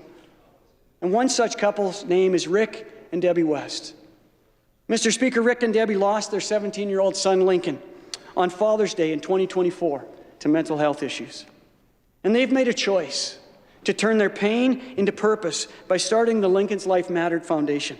It's a nonprofit registered charity. It's focused on changing the mental health narrative by working with parents and teachers and coaches and youth to provide them with the education and tools to help prevent more tragedies like what they've experienced. And Mr. Speaker, this government has made a significant financial commitment to helping with mental health issues. And I'm so thankful and appreciative for individuals like Rick and Debbie who are helping also to raise money and awareness to this vital cause as we work together. Their major fundraiser coming up on April 4th, and it's going to be fantastic. But Rick and Debbie, I say to you, you're right in what you said in your letter. Together, we will make a difference. We will make a difference. And with this government's investments into mental health, we are with you, and we will make a difference together. But I want to thank you for being willing to turn your pain into purpose. So, Mr. Speaker, this budget will continue to help so many people who are in a very challenging chapter in their lives. $30 million increase to the Saskatchewan Cancer Agency. Mr. Speaker, that's $82,000 per day. A significant commitment from this government because people are our priority. Helping people in their time of need is our priority. An increase to the College of Medicine with more residency seats. An increase for glucose monitoring to expand the coverage up to age 25. And Mr. Speaker, when you look at the checkbook of the Ministry of Health and Rural and Remote Health, it is crystal clear that people and meeting the healthcare needs of people are a top priority for this government. As you can see, we'll continue to write some great chapters in the story of what is Saskatchewan healthcare for the people of this province. And we'll continue to work on and work through the complexities and challenges to fulfill our campaign commitments to meet the needs of our people. And we'll do so because we've got great leaders leading those ministries.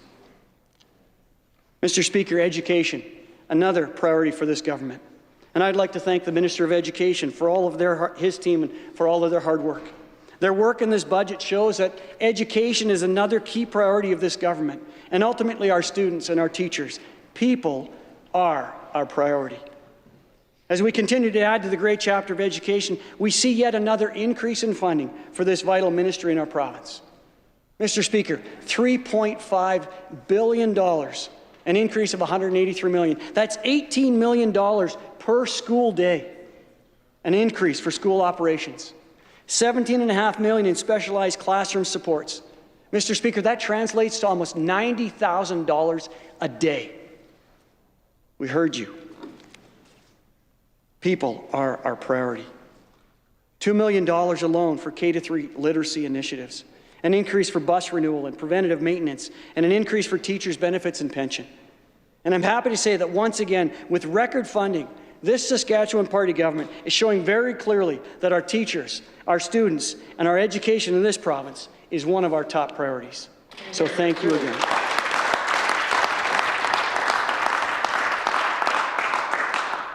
Mr. Speaker, I'll take you back to the checkbook. Education is second only to healthcare as to where our money is spent in this province. It's a huge commitment. And so thank you again to the Minister of Education and his team.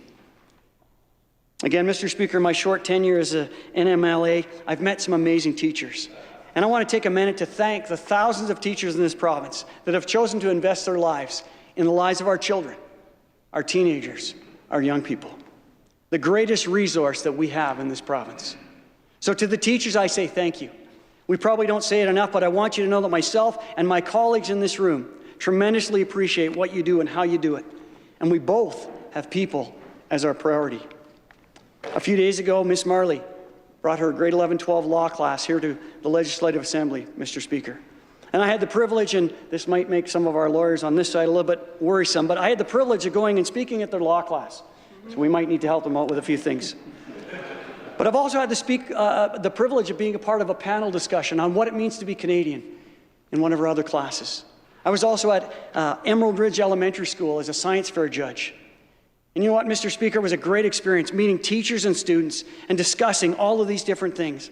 And we have so many incredible teachers in our province. With regard to education, there'll always be more work to do as the complexity of education are very challenging. But our checkbook shows that education is a priority for this government. Mr. Speaker, another great chapter that shows this government's priorities is that of social services.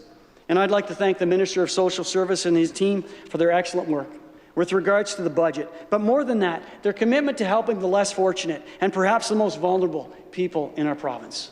So, Mr. Minister, thank you to you and your team.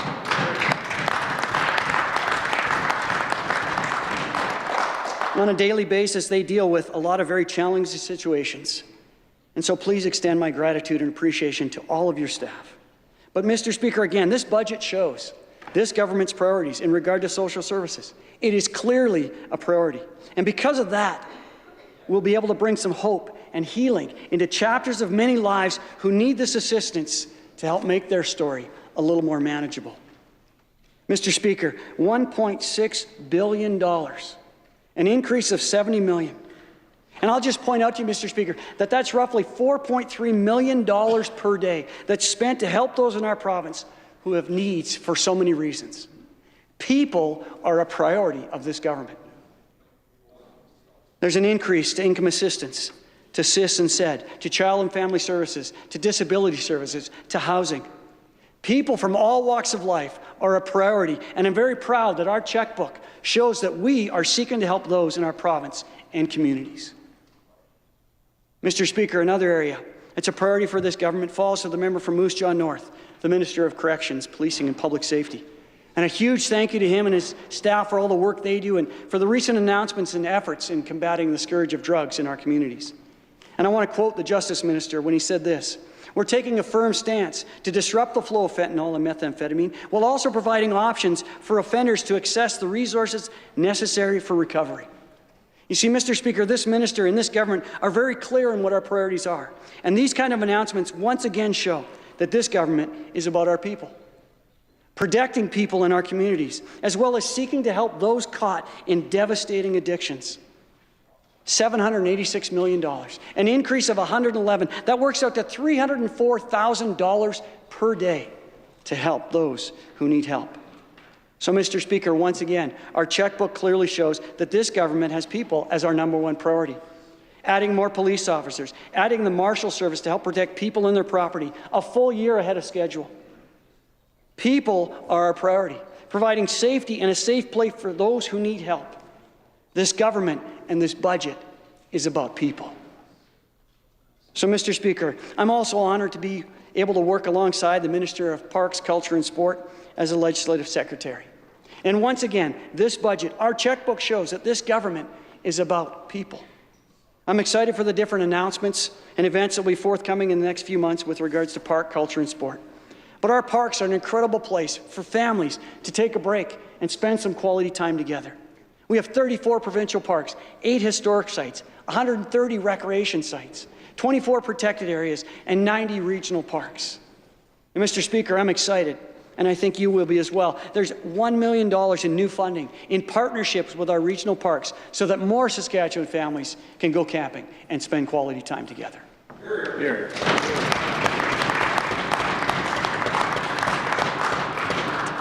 We have a rich tapestry of culture to explore, and I look forward to all the great events that will be coming in the future months.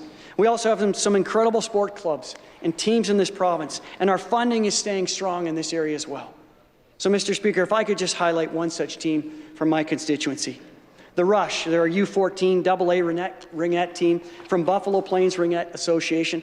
They just won provincials a few weeks back, and they're heading to BC tomorrow for the Western Canada Ringette Championship. Congratulations to that team, to the parents and the players and the coaches, and good luck representing this great province. So, Mr. Speaker, as I begin to wrap up my thoughts, I want you to know, and I want the great people of this province to be reminded of a few things. So to the people of this province, this government sees you and hears your concerns, and I believe that's reflected in this budget. And this government will continue to fight for you and stand up for you.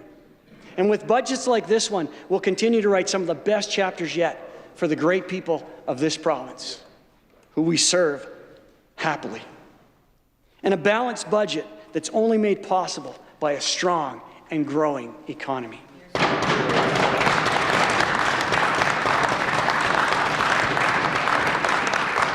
the people of White City Capel, thank you again for the honor of being your MLA. I've enjoyed meeting with many of the councils and business leaders and so many of you individually in our constituency, and I look forward to continuing to build those relationships. To my family, thank you for allowing me the opportunity to serve in this government. I'm not around as much as I was over the past number of years, and so I want to thank my wife Sandy and my kids and their spouses for supporting me in serving in this government. To Nicole, my constituency assistant, thank you for your support and for keeping the office running smoothly and keeping me organized and informed of all the communication that comes to the office.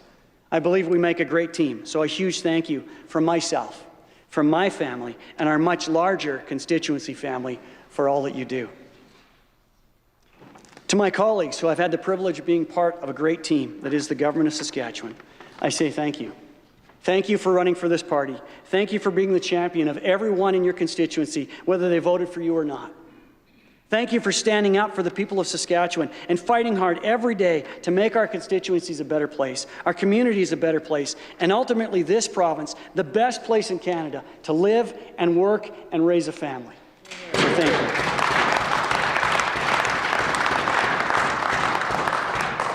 Mr. Speaker, I believe it is crystal clear that this budget, our checkbook, shows what is our greatest priority: our people. And this government will continue to deliver for the people of this province, day in and day out. So, Mr. Speaker, I second this budget brought by our Minister of Finance, and I will be voting in favour of this budget, and I will not be voting in favour of the amendment brought forward by the opposition. So thank you for this time to address you. God bless you, and God bless Saskatchewan.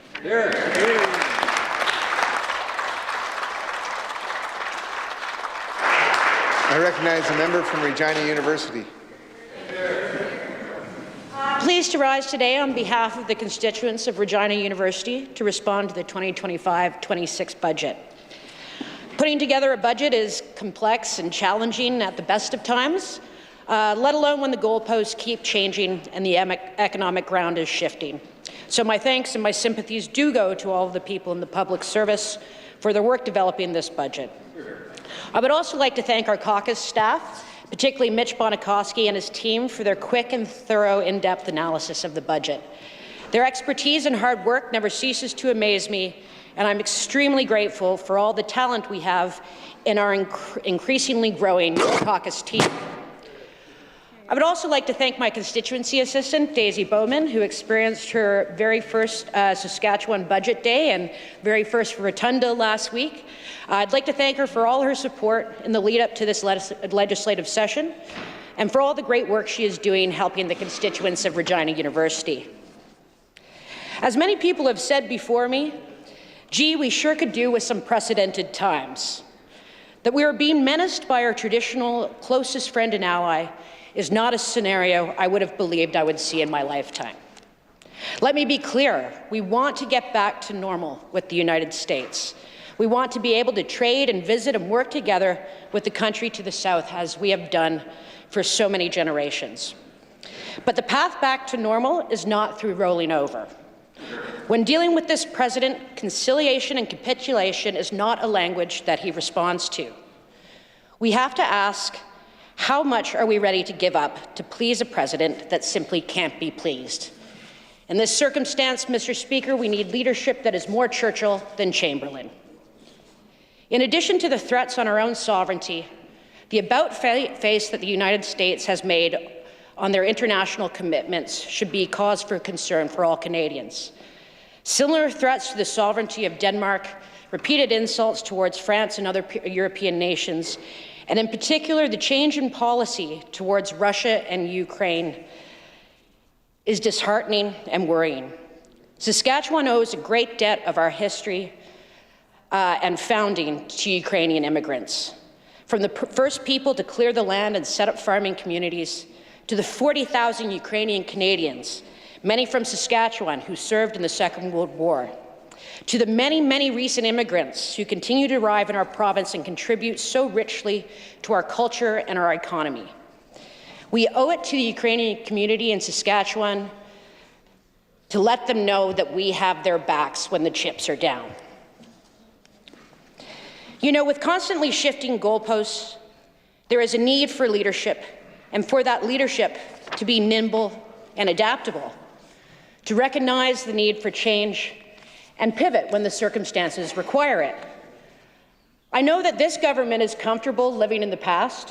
They like to bring up issues, votes, and policies that occurred in Saskatchewan when several of my colleagues, including the member from Saskatoon Southeast, were still in high school. And they continue to dwell on what was instead of what is and what should be. And, you know, Mr. Speaker, I have a background in political communications, and I don't like to give free advice to the members opposite. You know, and far be it for me to suggest that the Sask Party government, that they perhaps need to adapt and get some new material. I'm more than happy to see them follow the lead of their federal counterparts and stay true to outdated messaging. And I'm happy to watch them accept the equivalent and swift drop in the polls that their federal Conservatives have seen. You know, Mr. Speaker, I have to admire from that communications background some of the friends of the honourable member for Meadow Lake at the federal level. Their message discipline is so total, so complete. They are so committed to Jenny Byrne's message guide from 2023 that they are ready to snatch defeat from the jaws of victory at the federal level. Mr. Speaker, people in Saskatchewan are anxious, and it is this issue of adaptability that this budget first lets the people of Saskatchewan down on. It fails to recognize reality. It is a budget that wouldn't get the job done if it was presented sometime last year. It certainly doesn't get the job done now by not recognizing that the last 3 months have happened. People are worried about their jobs and their future. I've met with many of my constituents in Regina University over the past few months. Small business owners worried about their supply chain, resource workers concerned about how to pay the bills if layoffs are coming, restaurant owners already struggling with increased prices who don't know if they'll be able to keep the doors open if things get even more expensive while folks have less money in their pockets. All of these people want to know that their government is there for them when the worst comes to pass, that there is some plan. This budget gives them no reassurances. And Mr. Speaker, I'll discuss today the numbers as presented by the Finance Minister because that's what we've got. But Mr. Speaker, you'll have to excuse me if I find it hard to muster confidence in what is being projected in the 2025-26 budget. Both quarterly updates and budget projections have been so wildly off the past few years that the fiscal graph has looked more like a slalom run. And Mr. Speaker, I'm proud of the Saskatchewan NDP's fiscal record. Very proud. The NDP in Saskatchewan are excellent fiscal managers. And you don't have to take my word for it, Mr. Speaker. Well-known NDP sympathizers, the Fraser Institute, will tell you the same thing. NDP governments have a better record of balancing provincial budgets. In 1991, NDP Premier Roy Romanow rescued the province from the brink of bankruptcy after Grant Devine had ballooned the debt from $4 billion to $12.5 billion in just 9 short years. During the NDP's tenure in government under Romanow and Calvert, with some tough decisions made, they took the mess that was left to them by the Conservatives and reduced that debt by $2.5 billion, leaving the incoming Sask Party with a debt of $10 billion. Since taking office, Mr. Speaker, the Sask Party has raised that debt by an absolutely unprecedented and staggering $28 billion. The current Premier has managed to double the debt in just over 6 years, taking our provincial debt to nearly $40 billion. That is more than the entire GDP of many small countries that we owe. Everybody, but especially real fiscal conservatives, should be horrified by this. And what do we have to show for that debt, Mr. Speaker? The GTH, Boundary Dam, costly consultants, and some of the worst healthcare and education outcomes in the country. Our debt is now so high that for the first time ever, Saskatchewan taxpayers will be on the hook for over $1 billion a year just to service that debt. That is money that could be going to fixing healthcare, education, mental health, and addiction and crime, all areas that this budget fails to adequately address. And now that we've finished that sad fiscal stroll down memory lane, Mr. Speaker, let's look at what we have before us today in the present. The government loves to say record investment, and that is always arguable when we factor in inflation. This year, we don't even have to point out the real dollars adjusted for inflation. The government's own documents in black and white on page 27, for those who would like to take a look for themselves, their own documents show that they are planning on spending less on health care this year than they did last year. That's a cut. I can't tell you how many people I spoke to over the course of campaigning with deeply unsettling personal stories of their ordeals with the healthcare system. People waiting years for surgeries, harrowing 12-hour waits in emergency rooms, and so many people that do not have a family doctor.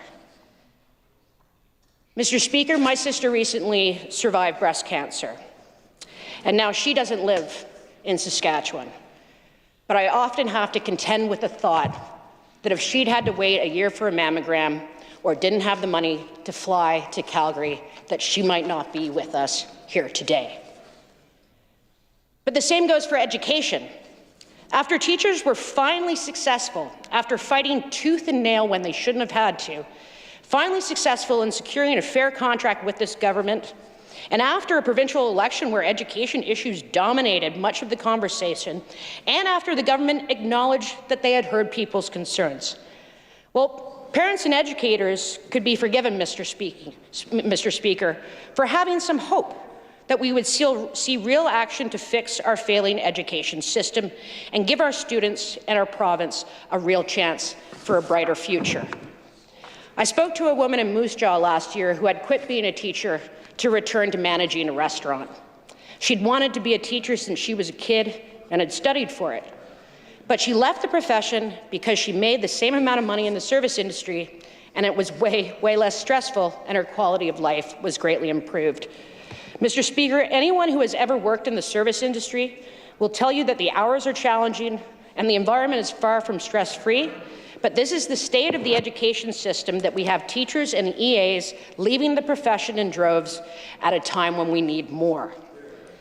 But again, Mr. Speaker, on page 27 of that budget, we see in black and white that this government will be spending less on education this year than they did last year.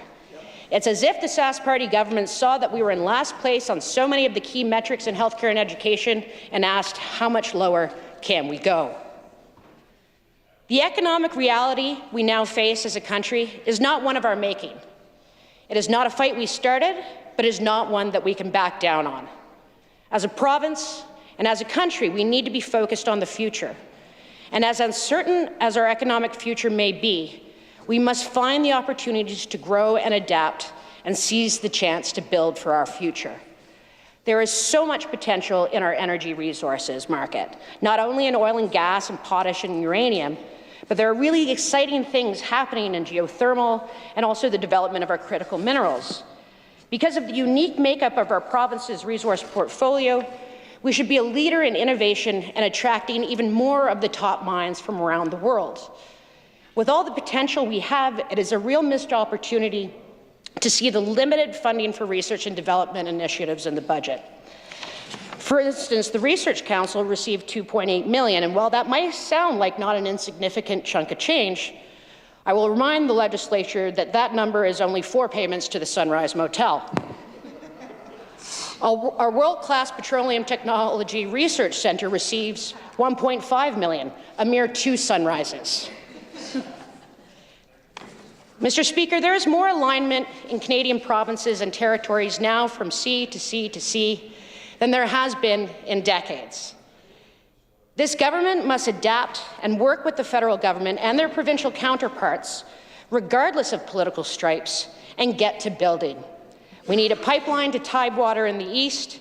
We need improved rail lines and transmission lines and highways so that we can get our world-class products to market. We need to work within our own borders and diversify our markets to ensure our economic sovereignty for generations to come. Mr. Speaker, none of these things happen easily. But to get hard things done, we need to get to the table and work together. That means across party lines, across borders, and even across the aisle, Mr. Speaker. Mr. Speaker, we need to focus on the future, and that is something that this Sask Party government budget simply fails to do. And for that reason, Mr. Speaker, I will not be supporting the budget, and I will be supporting the amendment moved by the member from Mount Royal. Thank you.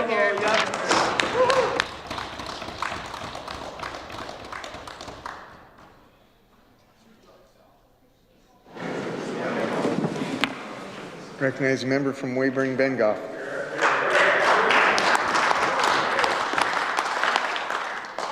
Thank you, Mr. Speaker. I'd like to start, Mr. Speaker, by taking a moment to congratulate the Deputy Premier and Minister of Finance on his first budget and just extend my gratitude to the Minister and all of his staff that have worked so hard to put this budget together this year. Good job, yeah.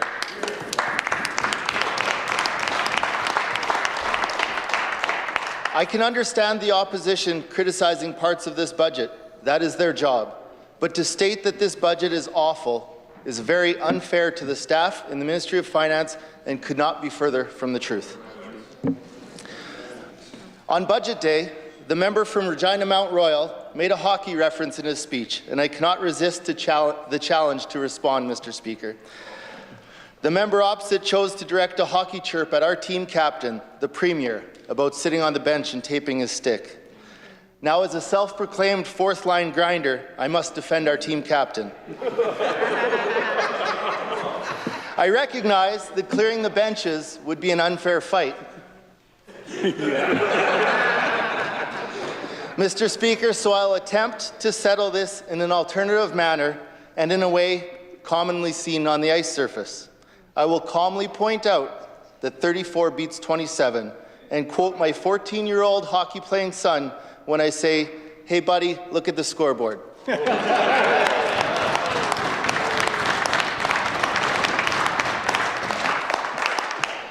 Next, I would like to take this opportunity to publicly congratulate all of the recently elected mayors, reeves, and councillors that were successful in their municipal elections back in November. I've been fortunate over the past 4 months to have had the opportunity to meet in person or speak to many of these elected officials in my constituency, and I was also happy to participate in a productive meeting with Mayor Baczynski and the rest of the City Regina councillors a few weeks ago.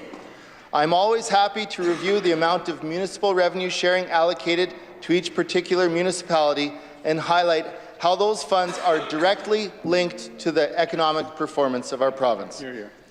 For this 2025-26 budget, it is very exciting to see a record $362 million in municipal revenue sharing, which is a 6.3% increase of $22 million.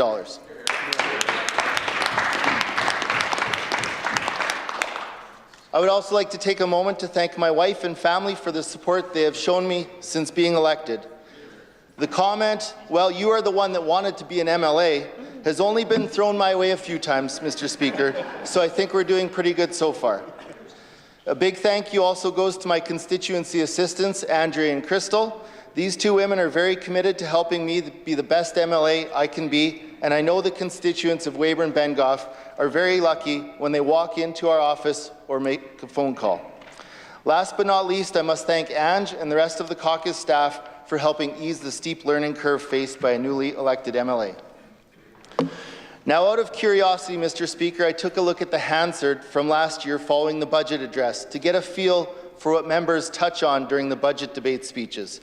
And since I was slated to be the second speaker on this debate, I had to check and see which member spoke second a year ago. Well, Mr. Speaker, I was happy to see that it was past MLA Friesen from Saskatoon-Riversdale. I first met Mr. Friesen shortly after I received the nomination and was lucky enough to visit with him at the retirement dinner for Don McMorris. During that visit, Mr. Friesen shared with me some of his acquired MLA knowledge, and he also explained his signature line that he would begin with when addressing this chamber. And so, Mr. Speaker, I do hope that today Marv is having another great day in Riversdale. I would like to confirm that today is also another great day in Weyburn-Bengoff, and quite frankly, Mr. Speaker, it's another great day in Saskatchewan. Mr. Speaker, as I drove back to my office this past Tuesday night at 11 p.m. to write this speech, I do some of my best work after midnight, Mr. Speaker, I decided that I would start this speech off with the Great Day in Saskatchewan theme because of a song that came on the radio. So imagine my surprise when I sat down at my desk and flipped back to a year ago in the Hansard to find further inspiration from Mr. Friesen. The song on the radio that had inspired me, of course, is none other than the song "It's a Great Day to Be Alive" by Travis Tritt. I'm sure many of the members are familiar with this song, and I can picture our Premier back in the day driving a tractor or riding a combine singing this song at the top of his lungs. Okay, maybe not. But hopefully, if you do hear this song, it will remind you to just take a moment to appreciate all that we have in this great province. Now, the chorus of that song, Mr. Speaker, and no, I will not be singing it in public today or any day for that matter, it goes like this. And it's a great day to be alive. I know the sun's still shining when I close my eyes. There's some hard times in the neighborhood, but why can't every day be just this good? I think that chorus really sums up where we find ourselves right now in the province of Saskatchewan. Saskatchewan is the best place to live, work, and raise a family. But there are some hard times in the neighborhood, so to speak. The hard times may be faced by families and seniors needing financial support to help make ends meet. The hard times may be having to wait longer than one should for a mammogram or to see an ER doctor.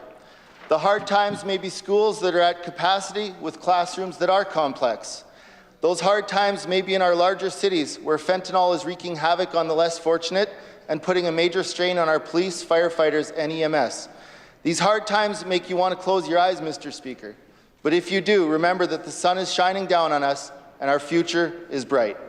This government is committing to making sure that every day is just as good or better than the last day.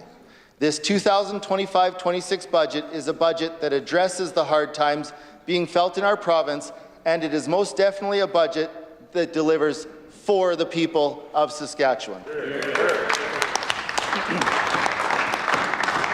Mr. Speaker, Saskatchewan is currently in an excellent position economically with the second-best credit rating in the country, and it is this strong economic position that is allowing our government to make very significant investments into the programs and services that all Saskatchewan residents need and deserve. Our total revenue is forecast to be $21.1 billion, which is a 6% increase over the previous budget. Our strong provincial revenue projections are allowing for the implementation of numerous affordability measures and also significant investments into healthcare, education, and community safety. Lastly, our strong financial position provides our province with the flexibility to help residents and businesses weather the potential impacts of tariffs imposed by the United States and counter tariffs imposed by China. Our economy has been growing under a Sask Party government, and it will continue to grow. In 2024, Saskatchewan registered the third highest economic growth among the provinces, with real GDP growth estimated at 1.6%. And for 2025, according to average private sector forecast, Saskatchewan's real GDP is projected to grow by 1.8%. Now, our economy, it isn't just growing on its own, Mr. Speaker. Our government has extended and created more investment incentives to keep fostering and growing the Saskatchewan economy. This budget confirms that the small business tax rate will remain at the current rate of 1%.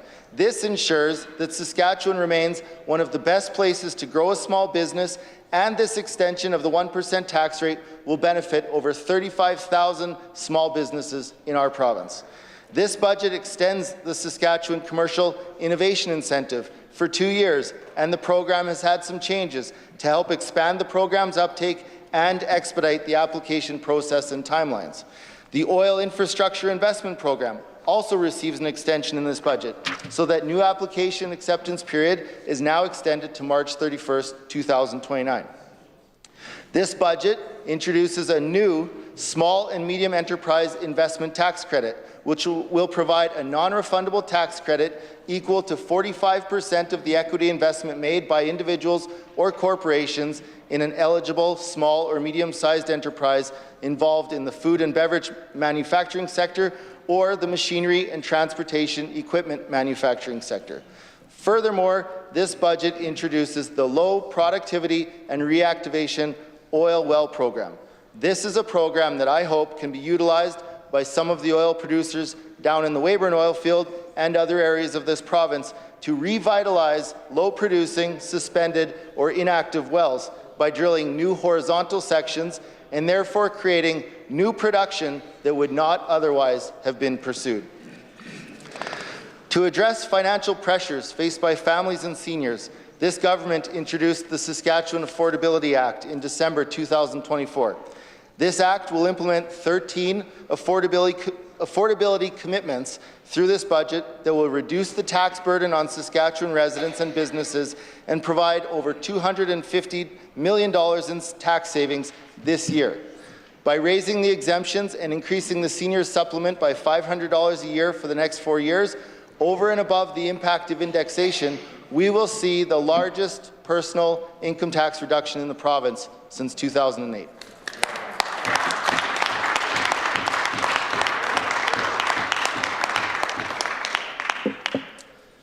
One other affordability measure that I want to highlight is the increase to the personal care home benefit. This increase will help seniors with low incomes to be able to afford the cost of living in a licensed personal care home. In addition to helping these seniors afford the cost of living, it is also important to recognize that this increase will help ensure that licensed personal care homes can remain economically viable and available to seniors. Mr. Speaker, this has been a concern I have heard from constituents, and our government is listening. Our seniors need to know that they will have a care home available if the time comes that they need to transition from living on their own. The increase to the personal care home benefit will give seniors further peace of mind that there will be affordable and available living accommodations for them. Mr. Speaker, my children have made lifelong friends through their participation in hockey, gymnastics, softball, and dance. And my wife and I have made great relationships with the parents that enroll their children in these activities. I am very proud to be a part of a government that recognizes the importance of these activities and the need to support these families by doubling the active families benefit refundable tax credit and also raising the income threshold to $120,000 to qualify for this benefit.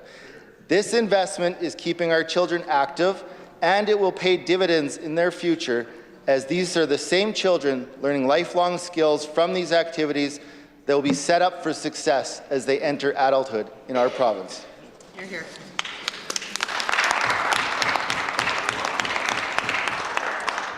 Healthcare spending is a very high priority for myself and my constituents. I heard a strong call for healthcare funding during my campaign, and our investment of $8.1 billion continues to answer that call. I am sure that my constituents will be as happy as I am to see the commitment of $24 million to complete the Weyburn General Hospital. And this government is committing $156 million for the Health Human Resources Action Plan that will accelerate the hiring and training of healthcare professionals so that when the hospital projects that are underway are completed in our province, we will have the healthcare professionals we need to staff those hospitals. Health concerns make up a large volume of the contacts made with my constituency office, and naturally, some of these meetings are more impactful than others. I have had one of these impactful meetings with Lisa Vick. Lisa is a cancer survivor in my constituency that I hold in very high regard. Ms. Vick has been vocal about her battle with cancer, and the two of us have discussed the need for better cancer screening and the belief that early detection is one of the best tools for prevention.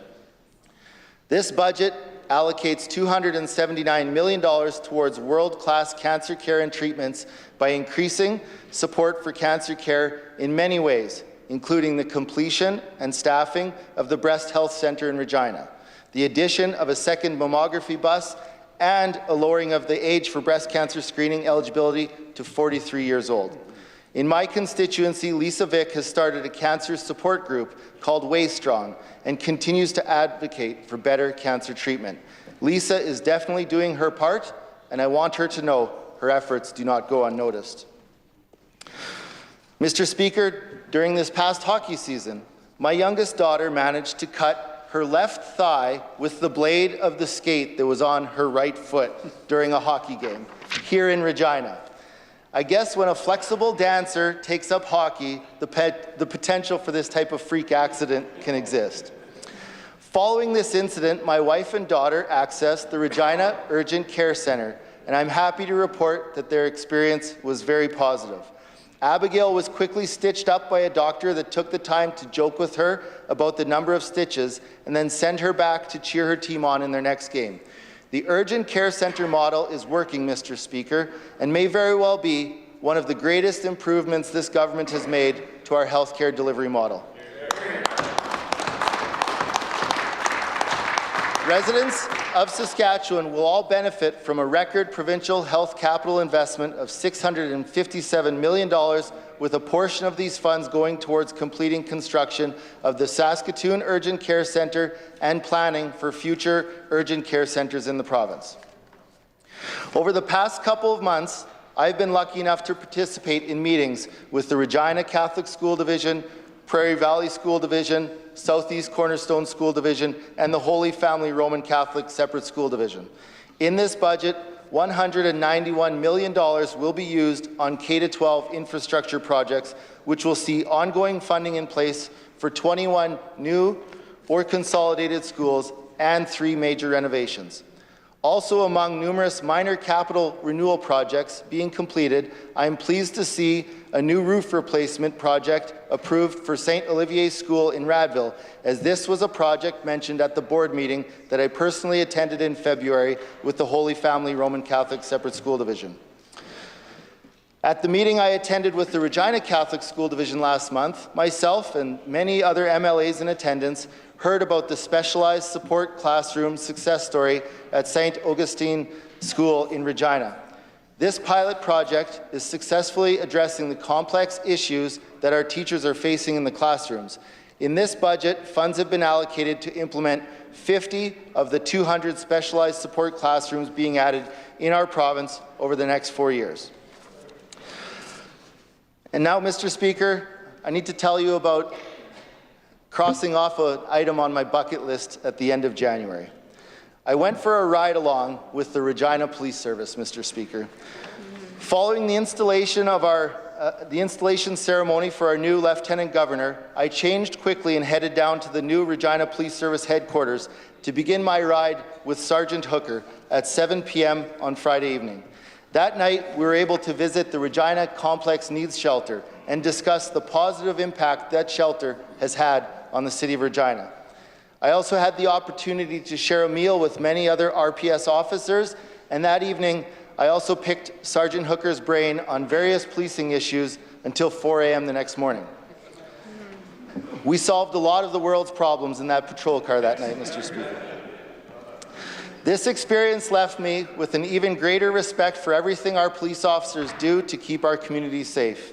In my new role as Legislative Secretary to the Minister of Justice and Corrections, Policing and Public Safety, I have quickly recognized how much focus and attention this government is putting towards community safety. The 2025-26 budget affirms this commitment with a 16.2% increase in spending for a total $784 million investment in community safety.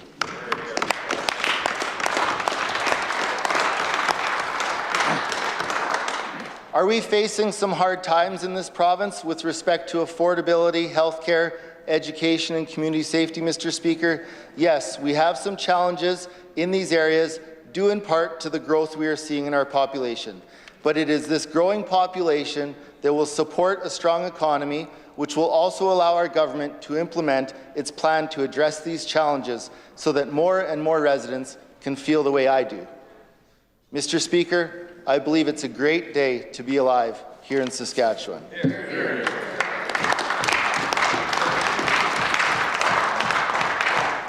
It's a great day to support the budget as presented, and it's a great day to state that I will not be supporting the proposed amendment.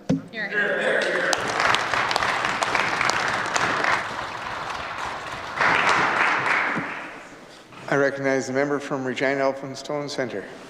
Here. Mr. Speaker, it's always a privilege to be on my feet to enter into budget debate here on Treaty 4. I see budget debate as an opportunity always to speak to the strengths and opportunities of Saskatchewan people, as well as point out the ways in which this government continues to be out of touch with many of their struggles, many of their realities. What's disappointing to see in this budget is that this time around it appears they're even out of touch with a moment in time when we're facing unprecedented threats on a global scale, Mr. Speaker.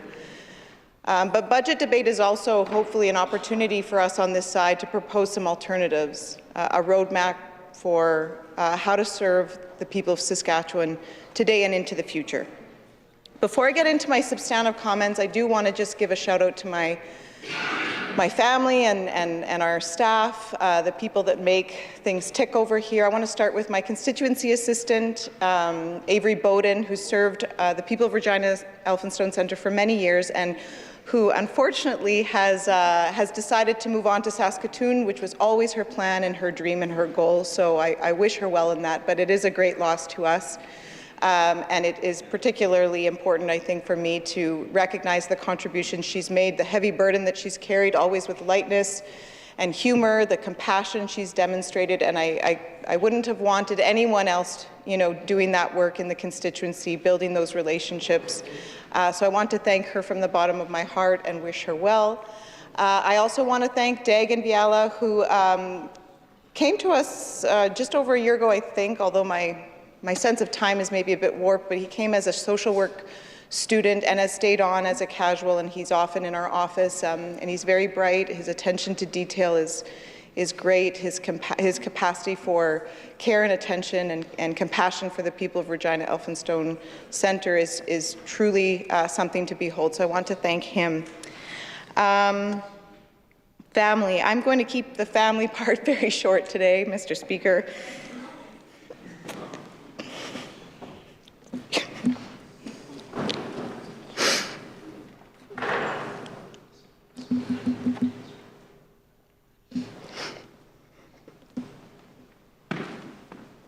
I thought it would get further than that.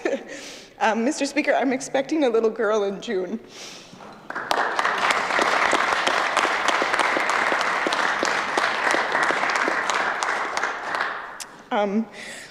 And I also lost my dad earlier this month, so it's been a mix of emotions, and I've been leaning on my family more than usual, and I want to thank them. My brothers, Liam, Aiden, Kieran, their partners, Melissa, Vicky, Val, and of course my partner Nick, my dear mom, and my two boys, Eamon and Lou.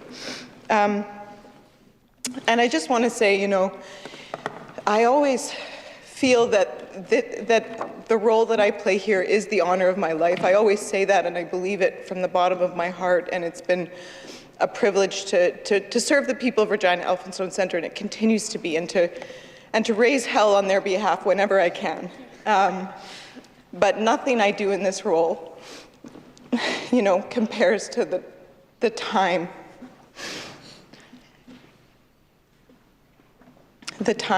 that I spend with my family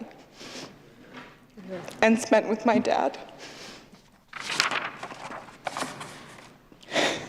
And someday I hope to be able to speak more about the ways in which he impacted the work I do and who I am, but today is not that day.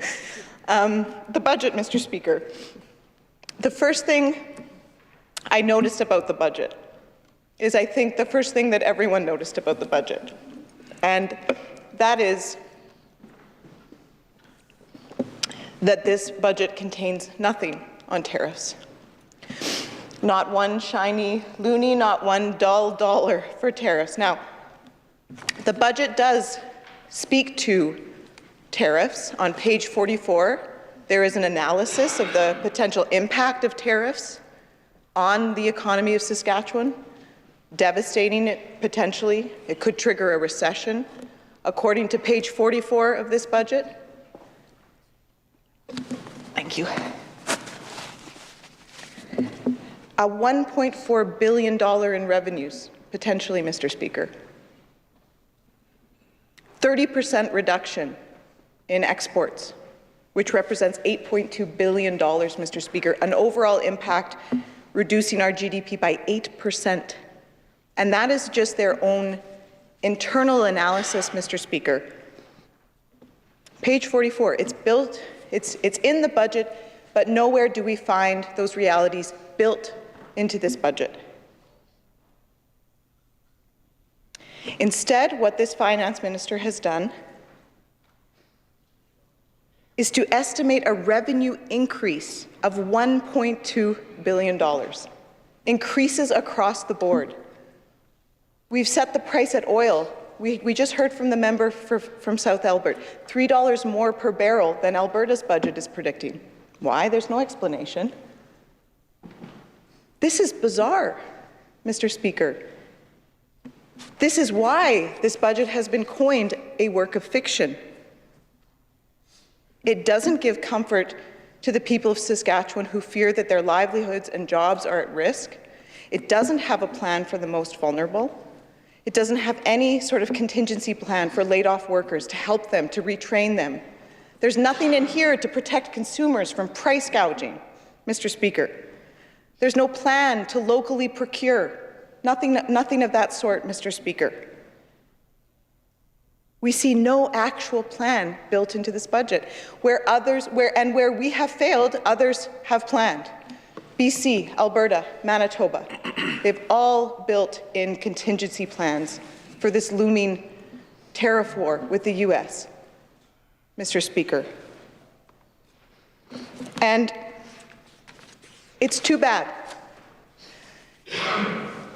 I can always count on my colleague, the member from Regina South Albert, to speak to the legacy of previous NDP premiers, previous Saskatchewan premiers, Mr. Speaker.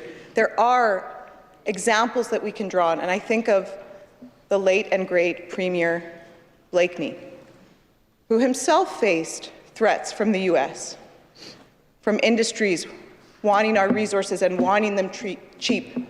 He stood up to them. Together with a collaborationist, together, not with, but against, he stood up against a collaborationist federal government led by Pierre Trudeau. He stood up for Saskatchewan, and it worked. He did that by imposing windfall royalties on our resources, by nationalizing portions of this industry. He did it for Saskatchewan, and it worked.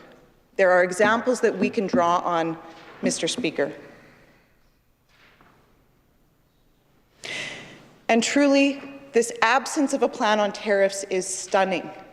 But equally stunning is the refusal of this Premier and of the Sask Party government to condemn Donald Trump in no uncertain terms, Mr. Speaker. Hear, hear. And last week, we saw this government remove the line, they struck out the line from our motion that would do just that. And we don't know why. Donald Trump, Mr. Speaker. It is perplexing. This is a man whose moral degradation is on full display every day, Mr. Speaker. This is a man with no regard, Donald Trump, for anyone but himself. Not his business partners, not the people he is elected to serve and protect, not even really the people that voted for him, Mr. Speaker. And our Premier thinks he can negotiate with him, Mr. Speaker. And it's not just the attacks on our sovereignty, it's not just the vile threats. These are basic attacks to our very democracy, the attack on the free press, Mr. Speaker. Mass retaliatory firings, cruel and discriminatory treatment of migrants and immigrants, separating families, propping up a dictator, Putin, calling for the forced displacement and ethnic cleansing of the Palestinian people, Mr. Speaker. Donald Trump is a felon. He is an incorrigible liar. He thinks nothing at profiteering off his own office and aligning himself with white supremacists. Why are we not condemning this man as a group?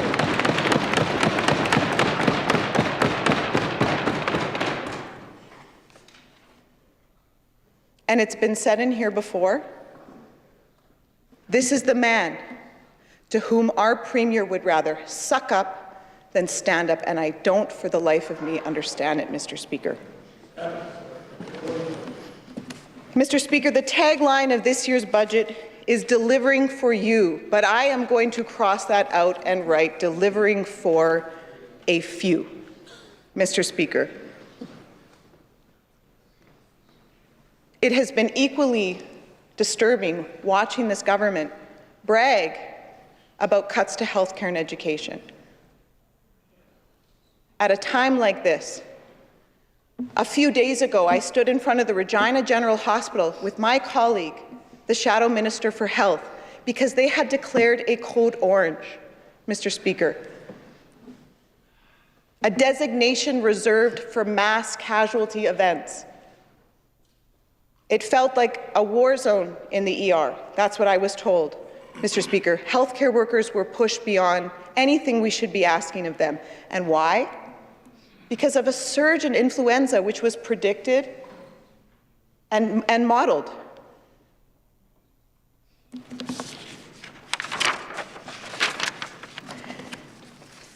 And we've been going back and forth. Record investments in healthcare, cuts to healthcare. Record investments in healthcare, cuts to healthcare.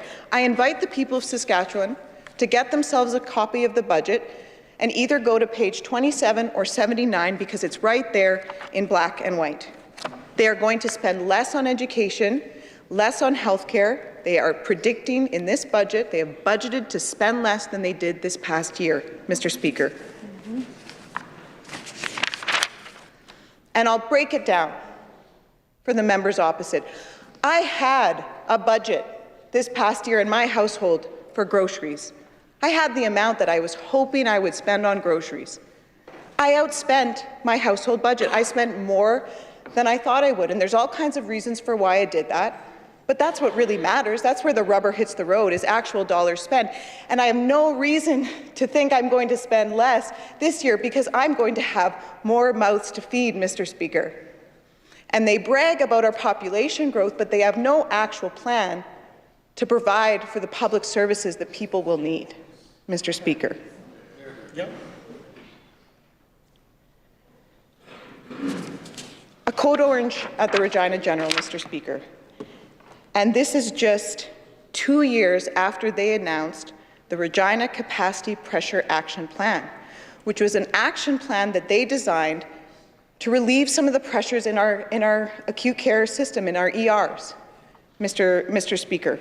And a big part of the solve laid out in that plan from 2 years ago was building this urgent care centre here in Regina, an urgent care centre that they still cannot staff 24/7, an urgent care centre that cost $18 million to build, to say nothing of what it costs to operate that centre or pay doctors emergency rates to work there, Mr. Speaker. This has not been the solve that was promised. We have not figured out this model. So it is, I'm going to suggest it is not helpful in the face of this crisis that your main approach to healthcare is to re-announce urgent care centres. You get an urgent care centre, you get an urgent care centre, you get an urgent care centre, when there's no actual money in this budget to build them. $1 million for this year, just to look at 5 of them.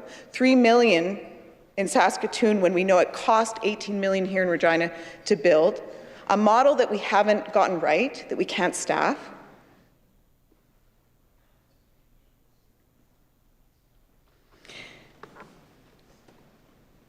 The implications of this budget, Mr. Speaker, will be especially tough for rural Saskatchewan, who are already dealing with disruptions without notice, disruptions without transparency, which is the part that really bothers me. Families showing up at the ER in crisis only to find a sign on the emergency room door saying, oh, sorry, you're going to have to go 50 kilometers or 100 kilometers down the highway. And the resulting tragedies from that approach have been documented. I think of families in Lloydminster, for example, Mr. Speaker. You talk to these healthcare workers, and there are 2 major themes. There are 2 major themes. One, they are so burnt out. They are so bitter. They are so tired, Mr. Speaker. But the other major theme is they have ideas. They have ideas about how to improve the healthcare system. But they don't feel that this government is reaching out, is listening. And I think of the nursing task force, a task force that they have been calling for years, and this government said no. And then at the 11th hour in this past election, after they stood them up, they said, okay, we're going to do it. And now 6 months after said election, that Minister of Health wants a gold star. He stands up in here and he wants a gold star because the invitations are going to maybe go out sometime this month. They feel disrespected and they feel like they're not being listened to, but they have ideas, Mr. Speaker. And on the topic of announcing more capital projects, but not necessarily including dollars in the budget to even make those happen. When it comes to healthcare, a message for the government: you have a people problem. You have a people problem.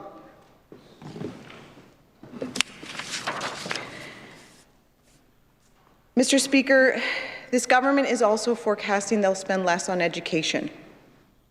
And if predictions around enrollment hold, it's going to be brutal once again. Again, enrollments are up, more mouths to feed, more minds to nurture, Mr. Speaker. That is why it is important to look at what was actually spent this past year versus what they are budgeting going forward. Enrollments are up. And the only good news story about this education budget is the $130 million that is going to go to pay for what this government has been forced to do in the collective agreement. And when we look at how hard it was for teachers to achieve that, they had to fight tooth and nail. This time last year, 7,000 of them out there. What kind of message does that send to every sector out there that is feeling burnt out and fed up and taken for granted? It sends the message that you have to fight for every scrap that you get. And I'm going to suggest that is not a great message to send the people that you're elected to serve.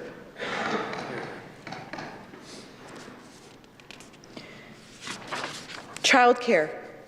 So many childcare advocates were in this place on budget day, and they were disappointed to not hear a word in the budget on childcare.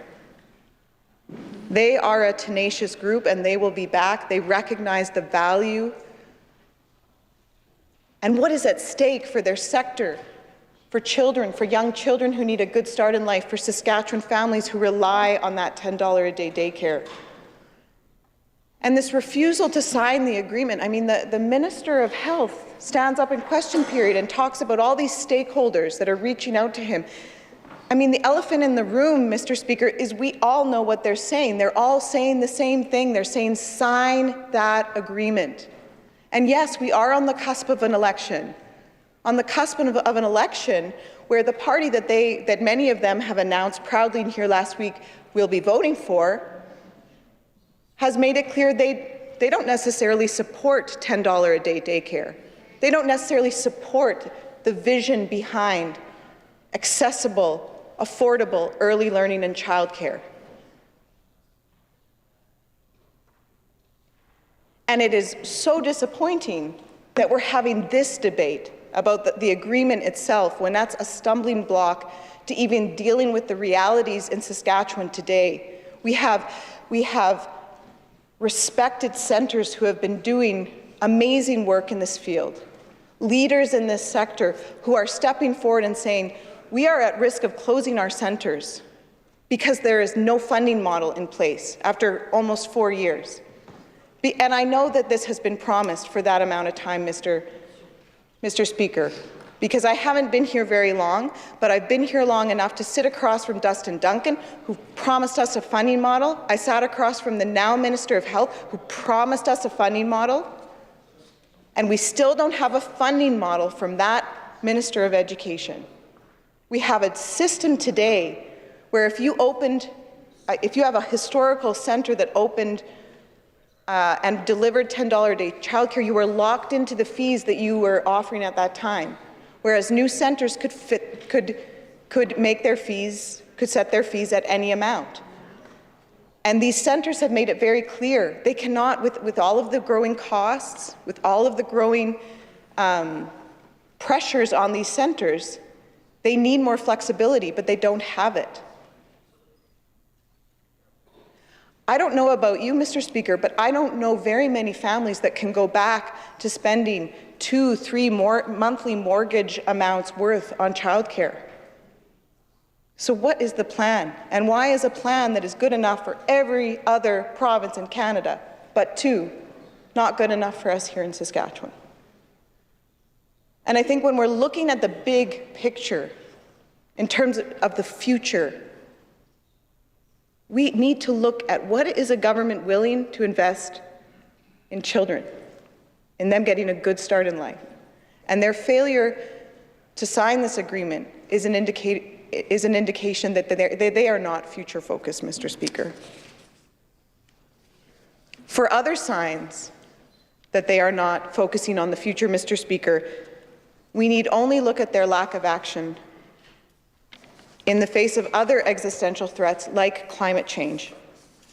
It is very interesting to read the fine print of this budget, Mr. Speaker.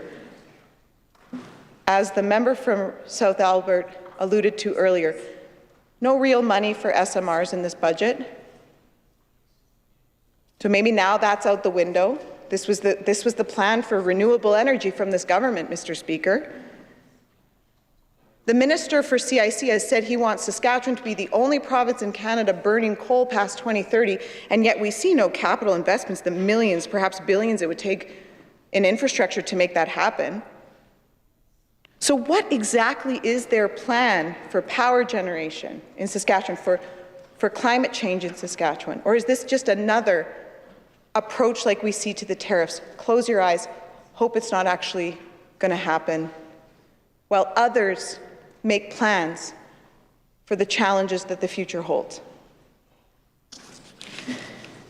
I want to take a moment to touch on the financial position that we find ourselves in, Mr. Speaker. This is a government, we've heard from others, responsible for quadrupling our provincial debt. We've heard that for the first time in Saskatchewan history, we will be spending over $1 billion annually in servicing our debt. And that is projected to only grow, what, to $1.6 billion by 2030? I'm getting nods from the Shadow Minister for Finance.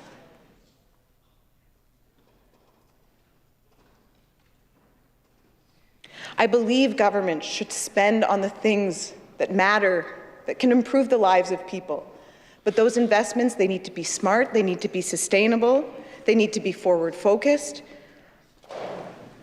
And if you were to look at Saskatchewan's debt, you would expect, at the very least, for our public services to be dependable, to be thriving, to at least be there when people need them. But they are redlining, Mr. Speaker. And a big part of that has been the record of mismanagement of this Sask Party government. Billions on the bypass, the GTH, Boundary Dam, sweetheart deals with private clinics, and I'm speaking here of Calgary, where we're spending 10 times what we'd spend locally to send women, the women who can afford it, out of province. Over $11 million to settle a dispute with their biggest corporate donor over Wascana Park. Money for Stephen Harper, Mr. Speaker. We've got money for Stephen Harper, but we might not have money for $10 a day daycare. The Premier still hasn't explained the $800 a night that's on the books that he spent on a hotel during a trip where he addressed a right-wing fundraiser right before the election. He still hasn't addressed that. On the public dime, almost $1 million paid out to MLA hotels, including the Sunrise Motel. $240 million on Ames, which is still wreaking havoc on the healthcare system, Mr. Speaker. The list does go on. And I know they don't want to talk about some of this stuff, but I think in question period they brought up a vote from 2012. So I think it's important, you know, this isn't really ancient history. Millions on vacant units, paying taxes, paying utilities, foregone rents. It all adds up. The untold millions we're spending on court actions, paying out to lawyers for court actions, the millions that are spent for emergency sessions to enact legislation that targets kids with the notwithstanding clause, Mr. Speaker. Tens of millions on a new marshal service, new hats, new whips, during an affordability crisis, Mr. Speaker.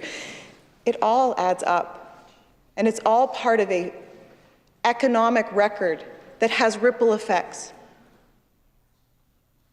That is why Saskatchewan continues to come last in the social and economic indicators that matter to the people of Saskatchewan: healthcare, education, domestic violence rates. Child poverty rates, food bank use is surging.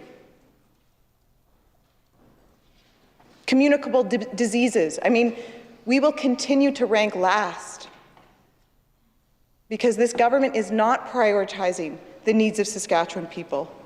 The fiscal mismanagement, the ethical distractions, they're all related, Mr. Speaker. And I just want to close the way I always do, Mr. Speaker, which is to point out that Saskatchewan people, they are a caring people. They are a caring people. They want better for themselves and their neighbors. They believe that all people deserve a roof over their head, that old people deserve to age with dignity, that kids deserve a good start in life. They believe these things, Mr. Speaker, that we all should be able to provide for our kids, that we should be able to rely on strong public services, healthcare where and when we need it. And this is why, Mr. Speaker, I will not be supporting this year's budget. I will be supporting the amendment put forward for the member from Mount Royal, and I will just say for the record, he can chaperone me anywhere, can't hold a tune, but he's good for a laugh. And he always agrees to be the driver, even if you feel like you have to take your life into your own hands every time you get into a car with him. Thank you, Mr. Speaker. Here, here.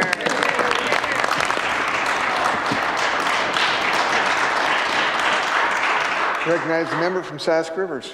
Thank you, Mr. Speaker. Mr. Speaker, it is both an honour and a privilege to stand before you today as we reflect on the progress our government has made delivering on its commitments to the people of Saskatchewan. Last week, the Finance Minister had the opportunity to present the 2025-26 provincial budget, appropriately titled Delivering for You. This title is a reminder that our work here in this legislature is not for our benefit or recognition, but for the benefit of those we serve, the people of Saskatchewan. Every decision, every investment, every initiative we put forth is aimed at making life better for Saskatchewan citizens, those who rely on us to build a stronger, more resilient future for all. Today, in my response to the provincial budget, I want to acknowledge both the challenges and opportunities that lie ahead, while also reflecting on the successes and progress we've made over the past year. The budget our government presented speaks directly to our government's ongoing commitment to investing in our communities, enhancing vital services, and fostering economic growth that benefits everyone. We have made significant strides in key areas: record investments in municipal revenue sharing, the reduction of the education property tax mill rates, and substantial investments in First Nations and Métis communities, to name just a few. Additionally, we are strengthening healthcare infrastructure, including the continued development of the Prince Albert Victoria Hospital, to expand critical healthcare services for northern Saskatchewan, the construction of a new Ronald McDonald House in Prince Albert and Regina, and the nearing completion of the new recreation facility in Prince Albert, which will provide a modern facility for recreation, wellness, and community engagement across the region. With this budget, we continue to build on the achievements that are propelling Saskatchewan forward. Let me begin by addressing one of the cornerstones of our support for municipalities, municipal revenue sharing. This program is vital in ensuring that local governments have the resources they need to thrive. As a government, we understand that municipalities are the ones who interact directly with their residents, deliver critical services, and manage community development. This year's budget allocates a record $361.8 million to municipal revenue sharing. That's a $21.5 million increase, or 6% from last year's allocation. Mr. Speaker, in talking with my friend, the member from Wood River, it was relayed to me that he had a conversation with his local municipality, town of Assiniboia. They conveyed to him that in order to replace what municipal revenue sharing covers, they would need to increase their mill rate by 22%. 22%, Mr. Speaker. Those are numbers that are relatable to people who live in these communities, that understand what it costs to pay their tax bills at the end of the year. This growth in funding is a recognition of the role that municipalities play in fostering healthy, thriving communities and creating a Saskatchewan where every resident has the opportunity to succeed. By increasing municipal revenue sharing, we are providing local governments with a means to plan, invest, and grow while they have the financial support to carry out these critical tasks. Most importantly, providing stability in what are unstable times. Moving on, I want to address an issue that impacts many families, homeowners, and businesses across the province, and that's education property tax. As we know, 2025 is a reassessment year, meaning property values have increased in many areas of Saskatchewan. For many property owners, this can result in higher tax bills and an increased financial strain. Our government recognizes the importance of maintaining fairness and balance in the education property tax system. That's why, in response to the increased property tax assessments, we have decided to reduce the education property tax mill rates. This decision is not taken lightly, but it reflects our ongoing commitment to ease the financial burden on homeowners, small business owners, and farmers, those who may be impacted by rising property values but are not necessarily seeing a corresponding increase in income. By lowering the mill rates, we are ensuring that education property tax formula remains revenue neutral, meaning that the education system continues to be adequately funded while property owners bear a lighter burden. Our approach is to ensure that property taxes remain fair, equitable, and responsive to the realities of the marketplace rather than placing an undue burden on taxpayers. As part of the 2025-26 provincial budget, we are also taking bold steps to make life more affordable for Saskatchewan residents. In addition to the regular $2 billion allocated, we are introducing $250 million in affordability tax cuts. These measures are designed to reduce income taxes for every resident of the province, putting more money back in the pockets of Saskatchewan families and individuals.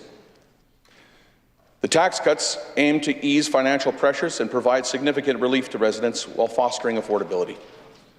This commitment reflects our government's ongoing efforts to prioritize the well-being of its people and deliver a strong, more resilient economy. Our commitment to fairness and balance extends to another vital area: our ongoing support for First Nations and Métis communities across the province. In 2025, we are allocating $284.9 million to fund programs and services designed to support Indigenous peoples and communities. This investment demonstrates our government's unwavering commitment to reconciliation, ensuring that Indigenous communities have the resources they need to build a strong future for their citizens. A significant portion of this funding, $107.4 million, will go towards gaming payments, an essential source of revenue for many Indigenous communities. This increase of $16.3 million, or over 17.7% compared to last year, will directly support the well-being and prosperity of Indigenous communities, helping to fund initiatives that improve the quality of life for residents and contribute to the growth of their economies. We are also dedicating $28.3 million to labour market programs, which are critical for creating economic opportunities for Indigenous people. These programs provide skill training, employment opportunities, and career development, empowering individuals to secure meaningful work and contribute to the growth of their communities. In addition, $23.7 million will be allocated to improve First Nations policing services, ensuring that Indigenous communities have the resources to maintain law and order and keep their residents safe. Furthermore, $5.5 million will be directed towards initiatives that improve educational outcomes for Indigenous students, ensuring that they have the tools and support they need to succeed academically, giving them the skills and opportunities to build careers and contribute to their economies. Additionally, we are allocating $3.8 million to support First Nations and Métis community-based organizations, strengthening their capacity to provide essential services. By increasing funding for these organizations, we are ensuring that they have the capacity to support individuals and families in the communities they serve. As part of our ongoing efforts to strengthen relationships with Indigenous communities, we are allocating $1 million to the First Nations and Métis Consultation Participation Fund. This fund ensures that Indigenous communities are meaningfully involved in consultation on matters that affect their land, resources, and future. It is an essential step in recognizing Indigenous rights and ensuring their voices are heard in the decisions that shape the future. As the MLA for Saskatchewan Rivers, I am particularly excited to announce the following initiatives, which will greatly benefit the surrounding region and provide long-lasting improvements to the quality of life for its residents. As previously mentioned, our government has increased municipal revenue sharing, with $361.8 million allocated for MRS, a 6% increase. For the City of Prince Albert, this translates into a funding boost of $9.43 million, which is an increase of $562,725 from last year's allocation of $8.87 million. The same is true for the small towns, resort villages, rural municipalities across the region and provinces. Communities from Canwood to Cadillac, from Stony Rapids to Stoughton, each and every one will be eligible for more municipal revenue sharing this year. Municipal revenue sharing provides for initiatives directed by the people who know best about what their community needs the most. This increase will help support local programs, infrastructures and services, contributing to the continued growth and development of both the community and surrounding area, which includes my own constituency of Saskatchewan Rivers.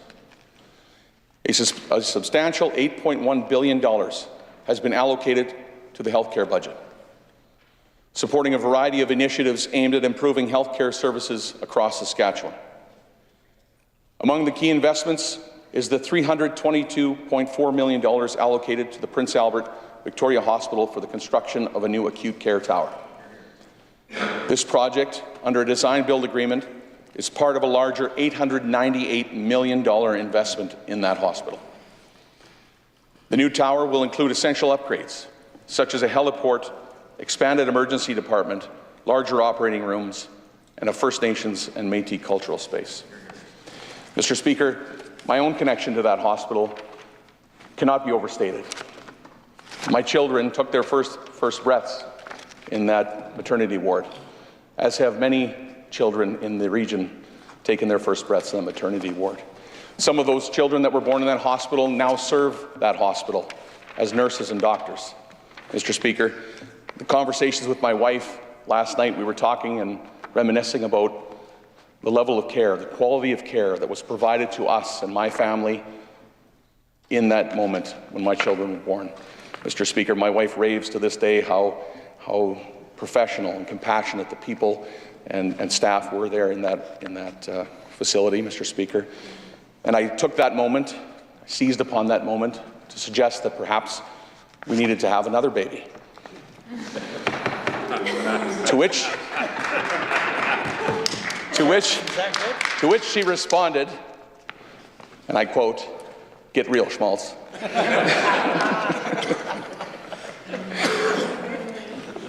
Additionally, we are investing in the development of a new urgent care centre in Prince Albert, which I might need if I keep suggesting we need another baby. With $1 million allocated for planning. Further enhancements to physician staffing at the Prince Albert NICU will ensure more specialized care for newborns and their families. Together, these investments highlight our government's ongoing efforts to improve patient care, healthcare access, and staffing, addressing the evolving needs of residents across the province. We are investing $3.5 million to build a new Ronald McDonald House in Prince Albert. This is part of a larger $10 million commitment to Ronald McDonald House Canada, and that's happening across the province.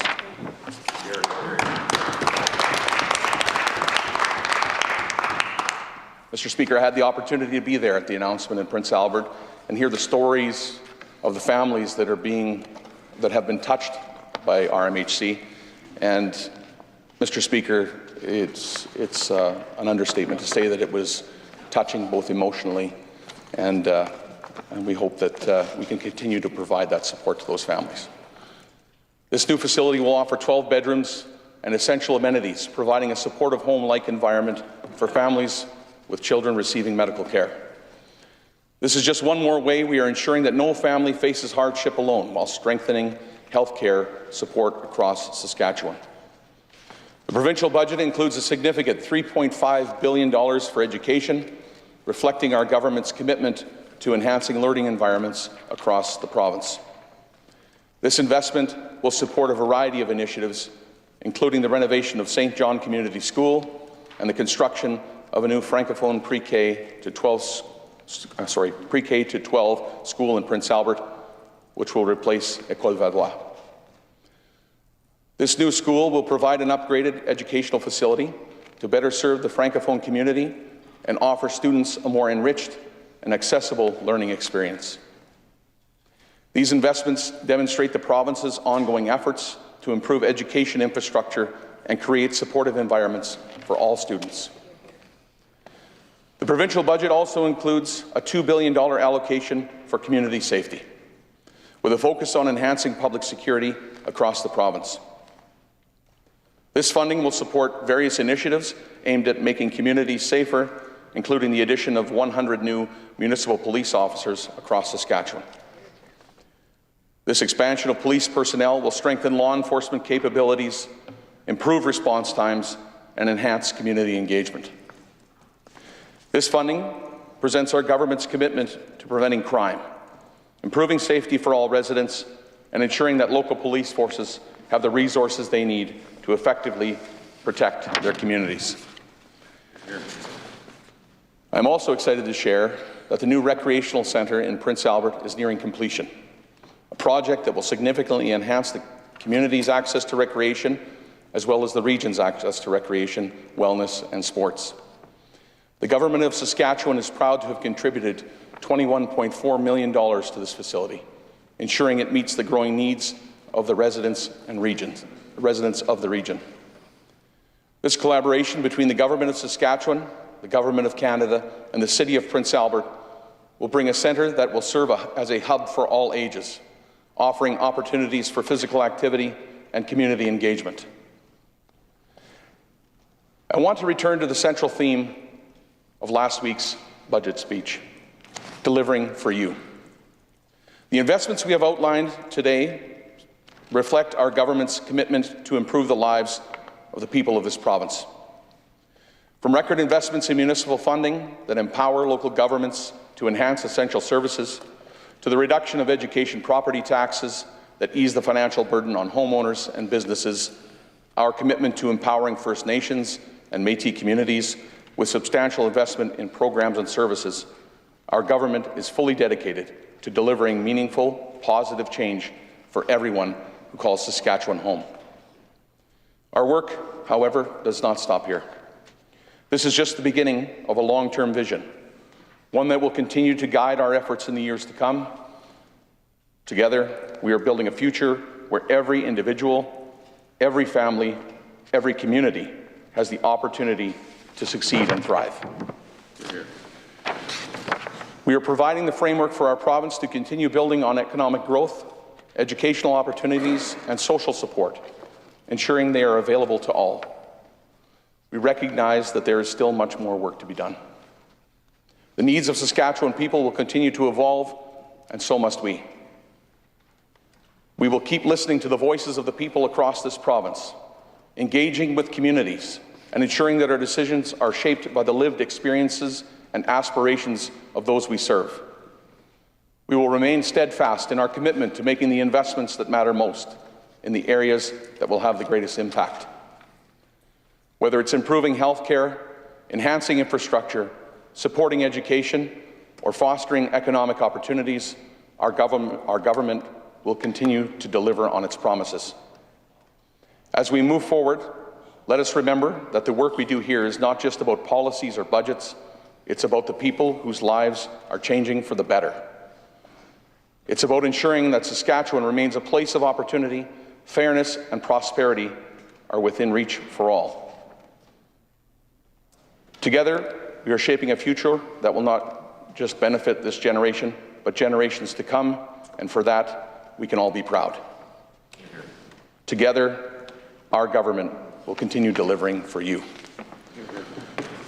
So, Mr. Speaker, I will be supporting the motion being put forward by our Minister of Finance and seconded by the member for White City Qu'Appelle, and I will not be supporting the amendment.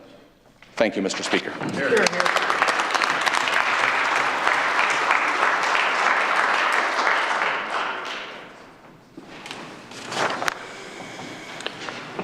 I recognize the member from Athabasca. Deputy Speaker, I appreciate it. I'm going to open with some comments there. I had in my maiden speech in the fall, I didn't have the opportunity to say my brother's names, and now I got heck when I got home. So I'm going to acknowledge my brothers today here at the beginning. I have 2 older brothers, a younger brother, and also a sister from Stony Rapids, actually, which is the far north. So to my brother Joey, my brother Wesley, my little brother Colin, hello. And then so they could see that. All right, I want to acknowledge, first of all, over a few weeks ago, we were up in Isla Crosse, the MLA for Cumberland and myself, and we were there for a historic moment.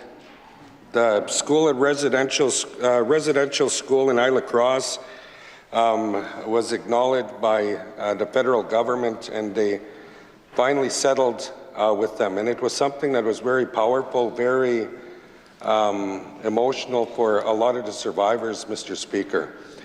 And we were there, and I couldn't help but think of my grandparents that attended a school in Isla Crosse. Now, I noticed that with a lot of the conversations that and some of the stories that were told when we spoke about reconciliation in the province of Saskatchewan, it was really important for us to recognize that school in Isla Crosse. And this is where right now we can't move forward provincially, because the province hasn't taken responsibility in that aspect to the school of Isla Crosse, nor the school at Timber Bay. And so, you know, this is something that was really, it was some great conversations that we'd had with many elders, because right now we have less than 500 elders that are still living that had attended that school in Isla Crosse, and you know, so it was quite a powerful moment, Mr. Speaker, for us to be over there. This budget that was released last week, and I tell you, Mr. Speaker, I was quite excited to be able to be here, to experience that, because over the years I've experienced the by watching it over TV, and I'd be like, you know, wouldn't it be pretty amazing to be able to sit there and watch that? You know, of course, I've seen my colleague from Regina Mount Royal a few times, because it's not his first time that he sat in the Assembly during that speech. But I was disappointed, Mr. Speaker, because this government, the Sask Party government, has been in government now for going on 18 years, if it's not 18 years already. And it showed me firsthand, sitting here and having to sit back and watch that the North again is neglected. I know that we'd had a couple of debates here starting from last week and said that there was money that was allocated to the North Lake, Meadow Lake, or North Battleford. North Battleford is not the North. That might have North in it, but that's not the North. There was money allocated to Prince Albert, to Saskatoon. But when it came to health in northern Saskatchewan, Mr. Speaker, we've been neglected for 18 years. I've seen it. I lived it. My family lived it.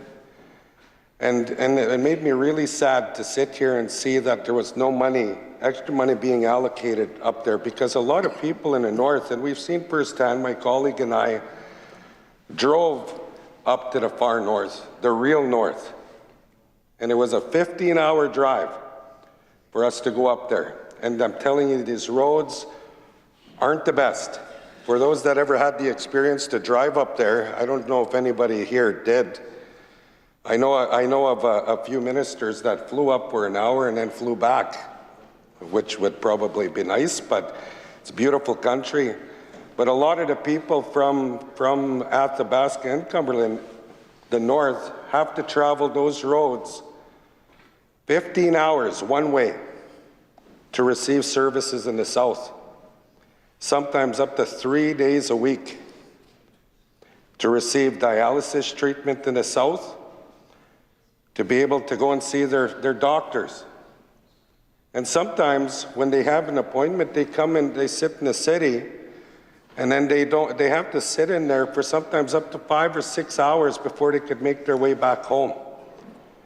And that's not affordable.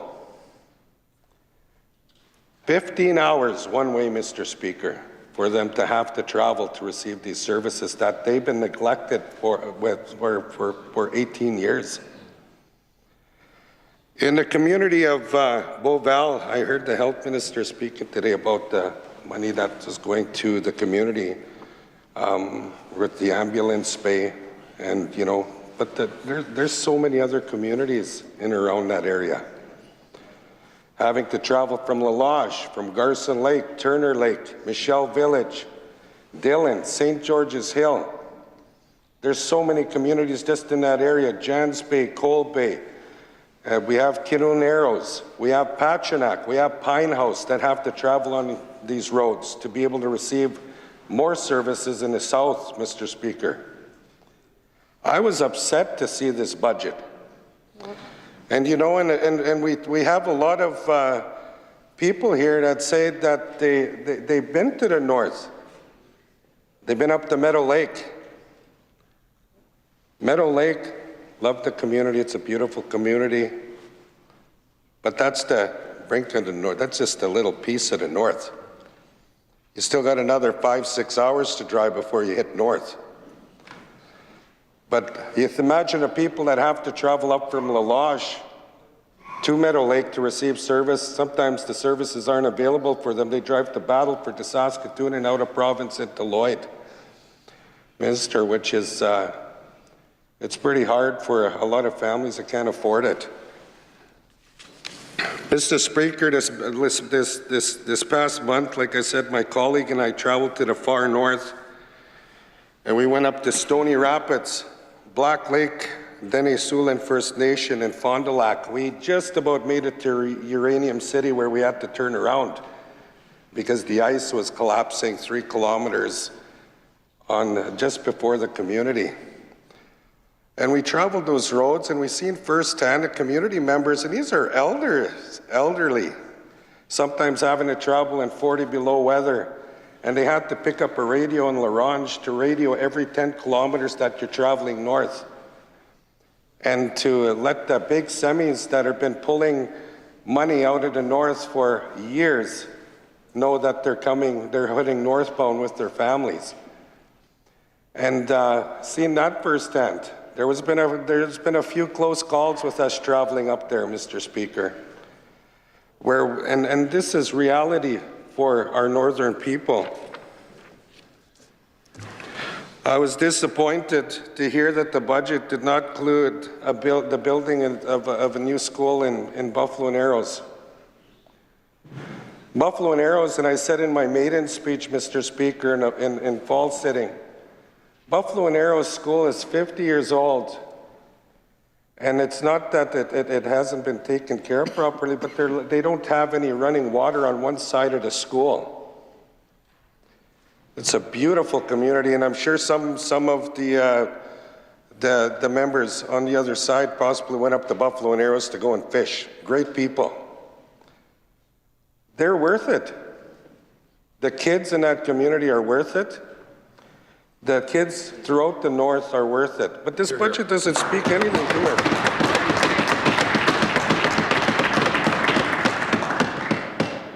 It's in dire need for a rebuild. And this is something that I've spoken before. And I said in my maiden speech also, yeah, we're going to be debating, but it's our responsibility. It's the reason why we took this role on, was for us to be able to, one, collaborate for the betterment of all Saskatchewan residents. That's including Northern Saskatchewan, Mr. Speaker. Again, been neglected for 18 years. And so it was disheartening for me to sit here and listen to that budget when there was nothing allocated to the north. I have family members. I had two cookums, two grandmothers, like I said before, that were in the north. They lived in the north. They went to the residential school in Isla Cross and then worked at the one up in Beauval. I had my musha, my grandfather worked in the north his whole life, lived in the north his whole life. Because we're lacking so many services in the north, as they started to age, my musham ended up in a home in Nipawin because they didn't have the care that he needed in the north to be home. He didn't last very long, Mr. Speaker. Same thing with my cook, my mom's mom. And then just last year, my dad's mom had to receive palliative services in Edmonton because we didn't have that service in the north. And this is reality not only for my family, but this is the reality for so many people throughout northern Saskatchewan. So we could sit here and smirk and we could sit here and laugh every time somebody, this is not funny. This is not funny.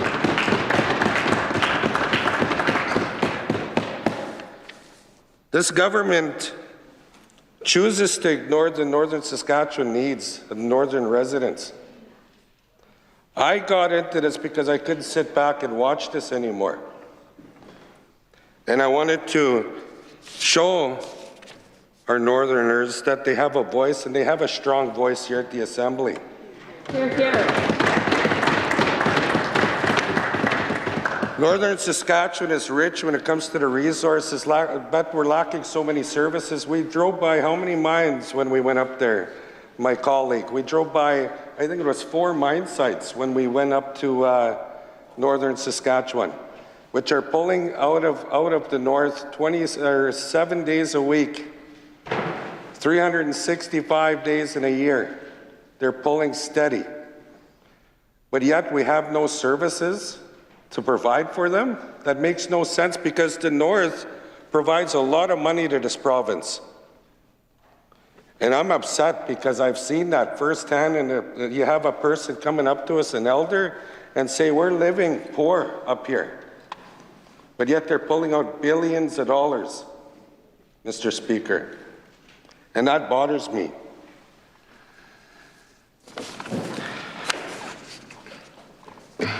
As a Shadow Minister for First Nations and Métis Relations, I feel deeply honored to be able to have that opportunity. There are 74 First Nations in this province, where it sits in either your constituency or that of any other MLA here. We have responsibility to those families as well. Have responsibility to those kids, to those elders. And this is what we need to do moving forward, because reconciliation, like our friend was talking about here on the opposite side, reconciliation will never happen in this province until we make it beneficial for all Saskatchewan residents. That's including the people of these 74 First Nations. Reconciliation won't happen in this province until we make it right with the people of Isla Cross and Timber Bay. And it's not about the money.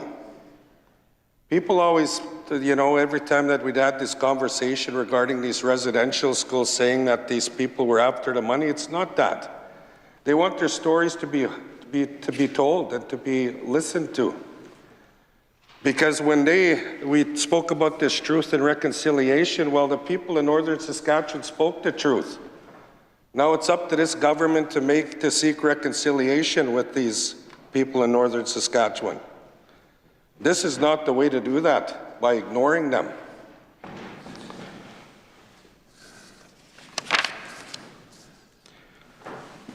There was no equality in this budget.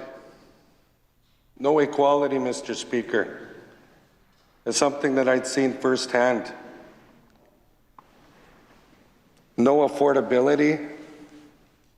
There was nothing towards mental health and addictions that was already put there, because we had my colleague from Saskatoon Centre, ever since we've been in here in October, speaking about the battles that we're having in addictions and mental health. We'd had 600, I think it was last week, that we had 600 in Saskatoon overdose. That's only reported in Saskatoon. There's unreported overdoses that happened all over this province. But yet we're ignoring these families that are pleading that. There was initiatives that were put forward up north. For 18 years, they've been asking this government to support the initiatives that were brought forward when it came to mental health and to addictions. They told them that they didn't have enough people that were trained for them to be able to run these programs. Well, what did they do? They went out, got educated, got doctored in mental health and addictions. They brought it back to the table. Support our initiative. We need a facility. We need a facility to be able to work with our own. And what do they do? They end up pushing this thing called a virtual bed. They deserve real beds in the north, Mr. Speaker. Real beds.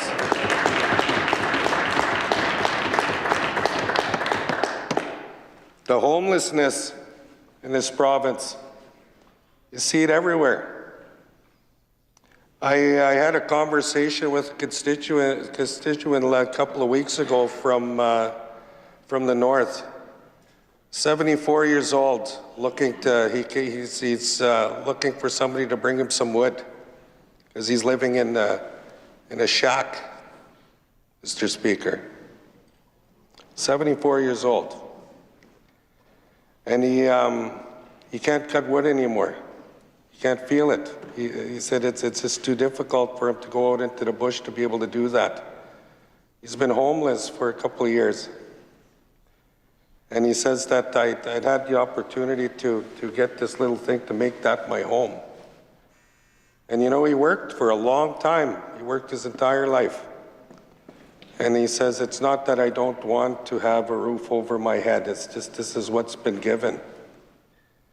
And it's very sad to see that. It's very sad to hear that. You know, and this is the reality for a lot of people in our province. We had a man by the name of Gary Tinker out of Pine House in the 80s, walked with his 2 crutches all the way to Regina.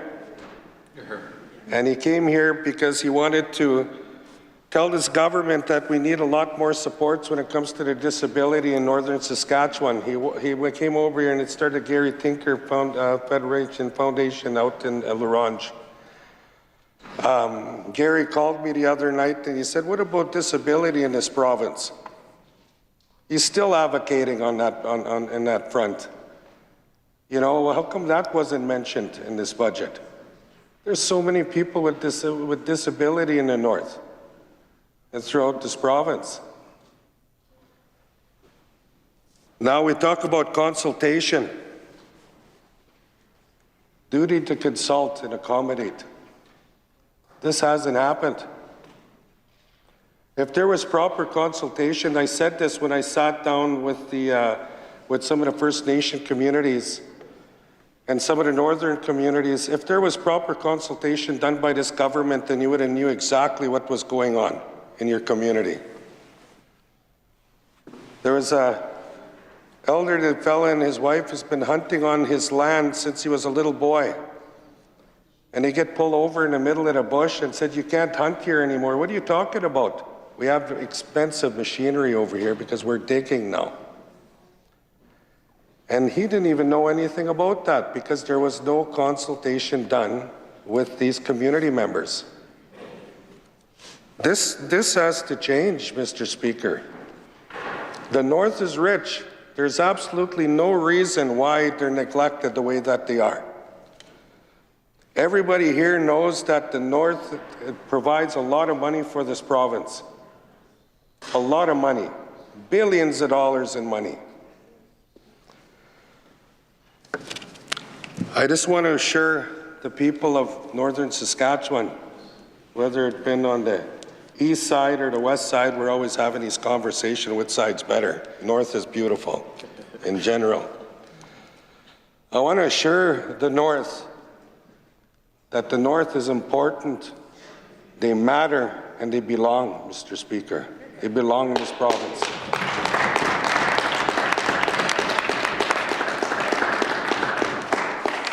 So with that, I just want to I want to say that there's a lot of work that needs to be done, Mr. Speaker. You know, I was quite surprised by my friend from Meadow Lake stand up last week and fairly proudly state about who he was going to vote for in this federal election. And you know, that's a conversation that we'll have some other time, but I could tell you I could tell you exactly who I'm not going to vote for, but again, we could go there. But these First Nation communities in and around Meadow Lake, you know, beg to differ with that. There's Big Island Lake, Minnestickwin Lake, Makwasagagan, Waterhen Lake First Nation, and Flying Dust First Nation that would 100% disagree with the member of Meadow Lake's comment of who he's voting for.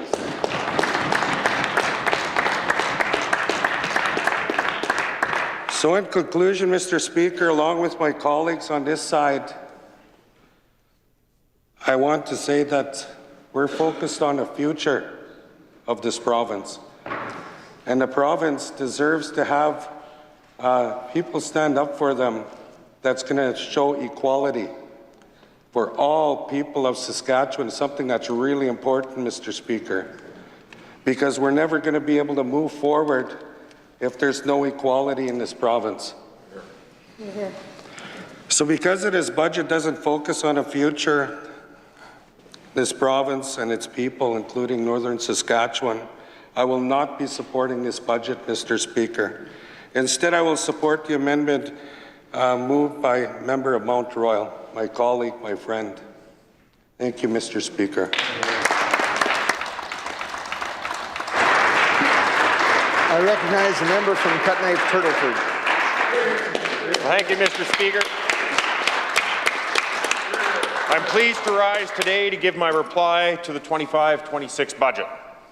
But before I begin, I would just like to wish my son Shane a happy birthday today. I managed to be able to be timed right to be able to be on my feet and wish him a happy birthday. He works in construction in the Lloydminster area, helping build homes for hardworking Saskatchewan people. So happy birthday, Shane. I'd like to begin by thanking the Minister of Finance and all the officials who spent countless hours putting together a budget that provides some certainty in these uncertain times. Your hard work and dedication is greatly appreciated by us all. Mr. Speaker, the theme of this year's budget is delivering for you, and that's precisely what this budget does. It delivers for every resident of Saskatchewan, whether they're urban or rural, young or old, struggling to make ends meet or financially stable. This budget delivers on what is important to Saskatchewan people and their families. During the recent campaign and in the speech from the throne, this government made a number of commitments to the residents of Saskatchewan. This budget addresses those commitments while showing a strong fiscal responsibility by delivering what is likely to be the only balanced budget in the nation.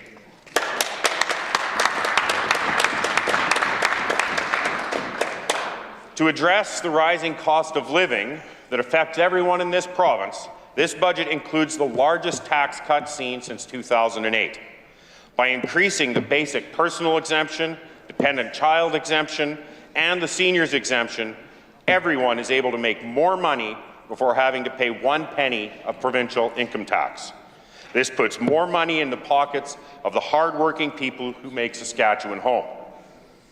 Now, Mr. Speaker, I do need to correct the record.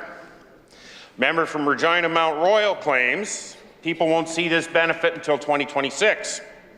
Fact is, anyone who receives a regular paycheck will see benefit beginning in July of this year, when the Canada Revenue Agency makes their mid-year adjustments. Our government did request that changes be made on January 1st of this year, but were denied by the CRA for reasons known only to them. Sometimes trying to figure out how the CRA makes decisions is as difficult as figuring out where the opposition gets their information.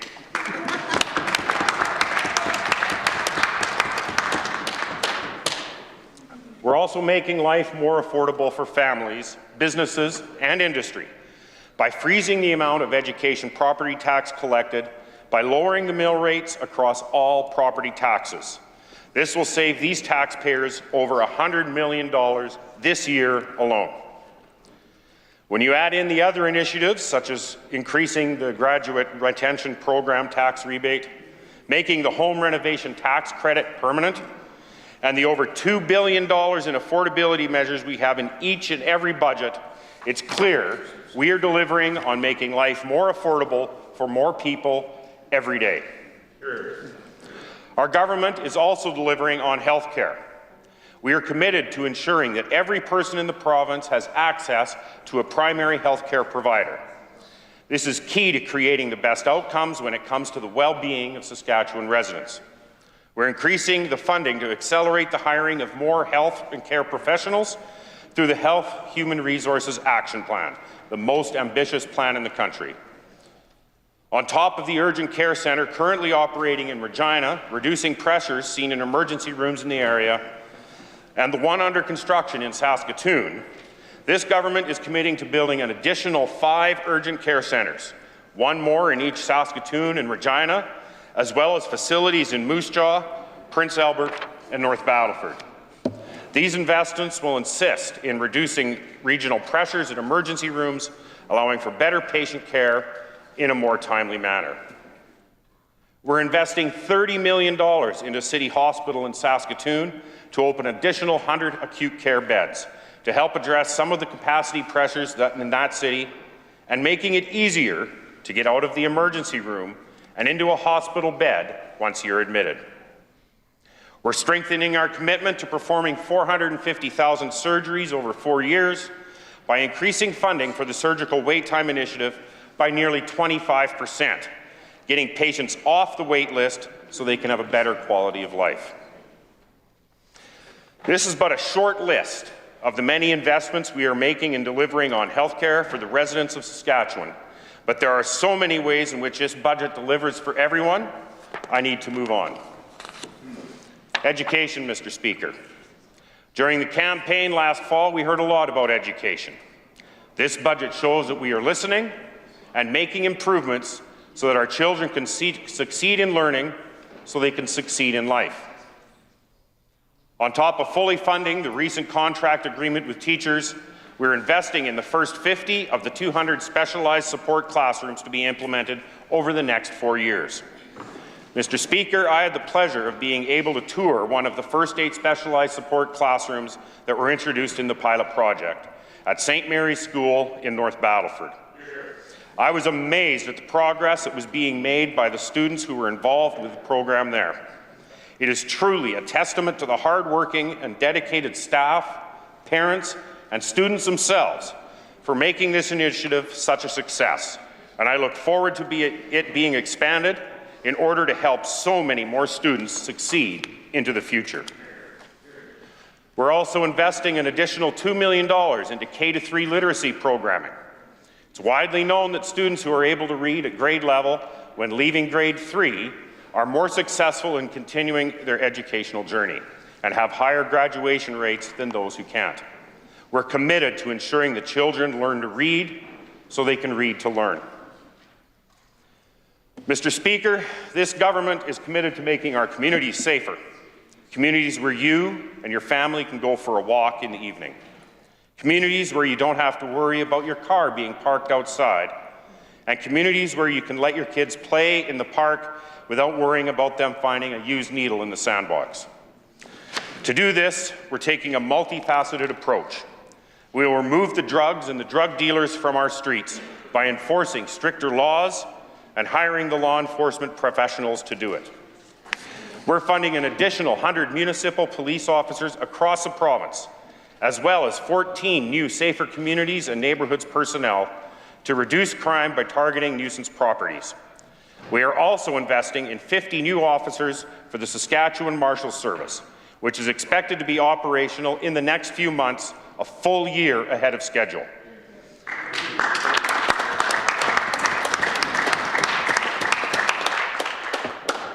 These officers will focus on provincial priorities such as gangs, drugs, illegal weapons, and apprehension of dangerous offenders anywhere across the province. Now, Mr. Speaker, I can see my time is nearing a close, so I'm just going to ramble on a little bit here until we get to 5 o'clock before I continue on with my speech, and I look forward to continuing it when we resume later this evening. So with that, I would like to have my seat and look forward to continuing this on here in a few hours. Thank you. It now being 5 o'clock. This Assembly stands recessed until 7 p.m. Thank you.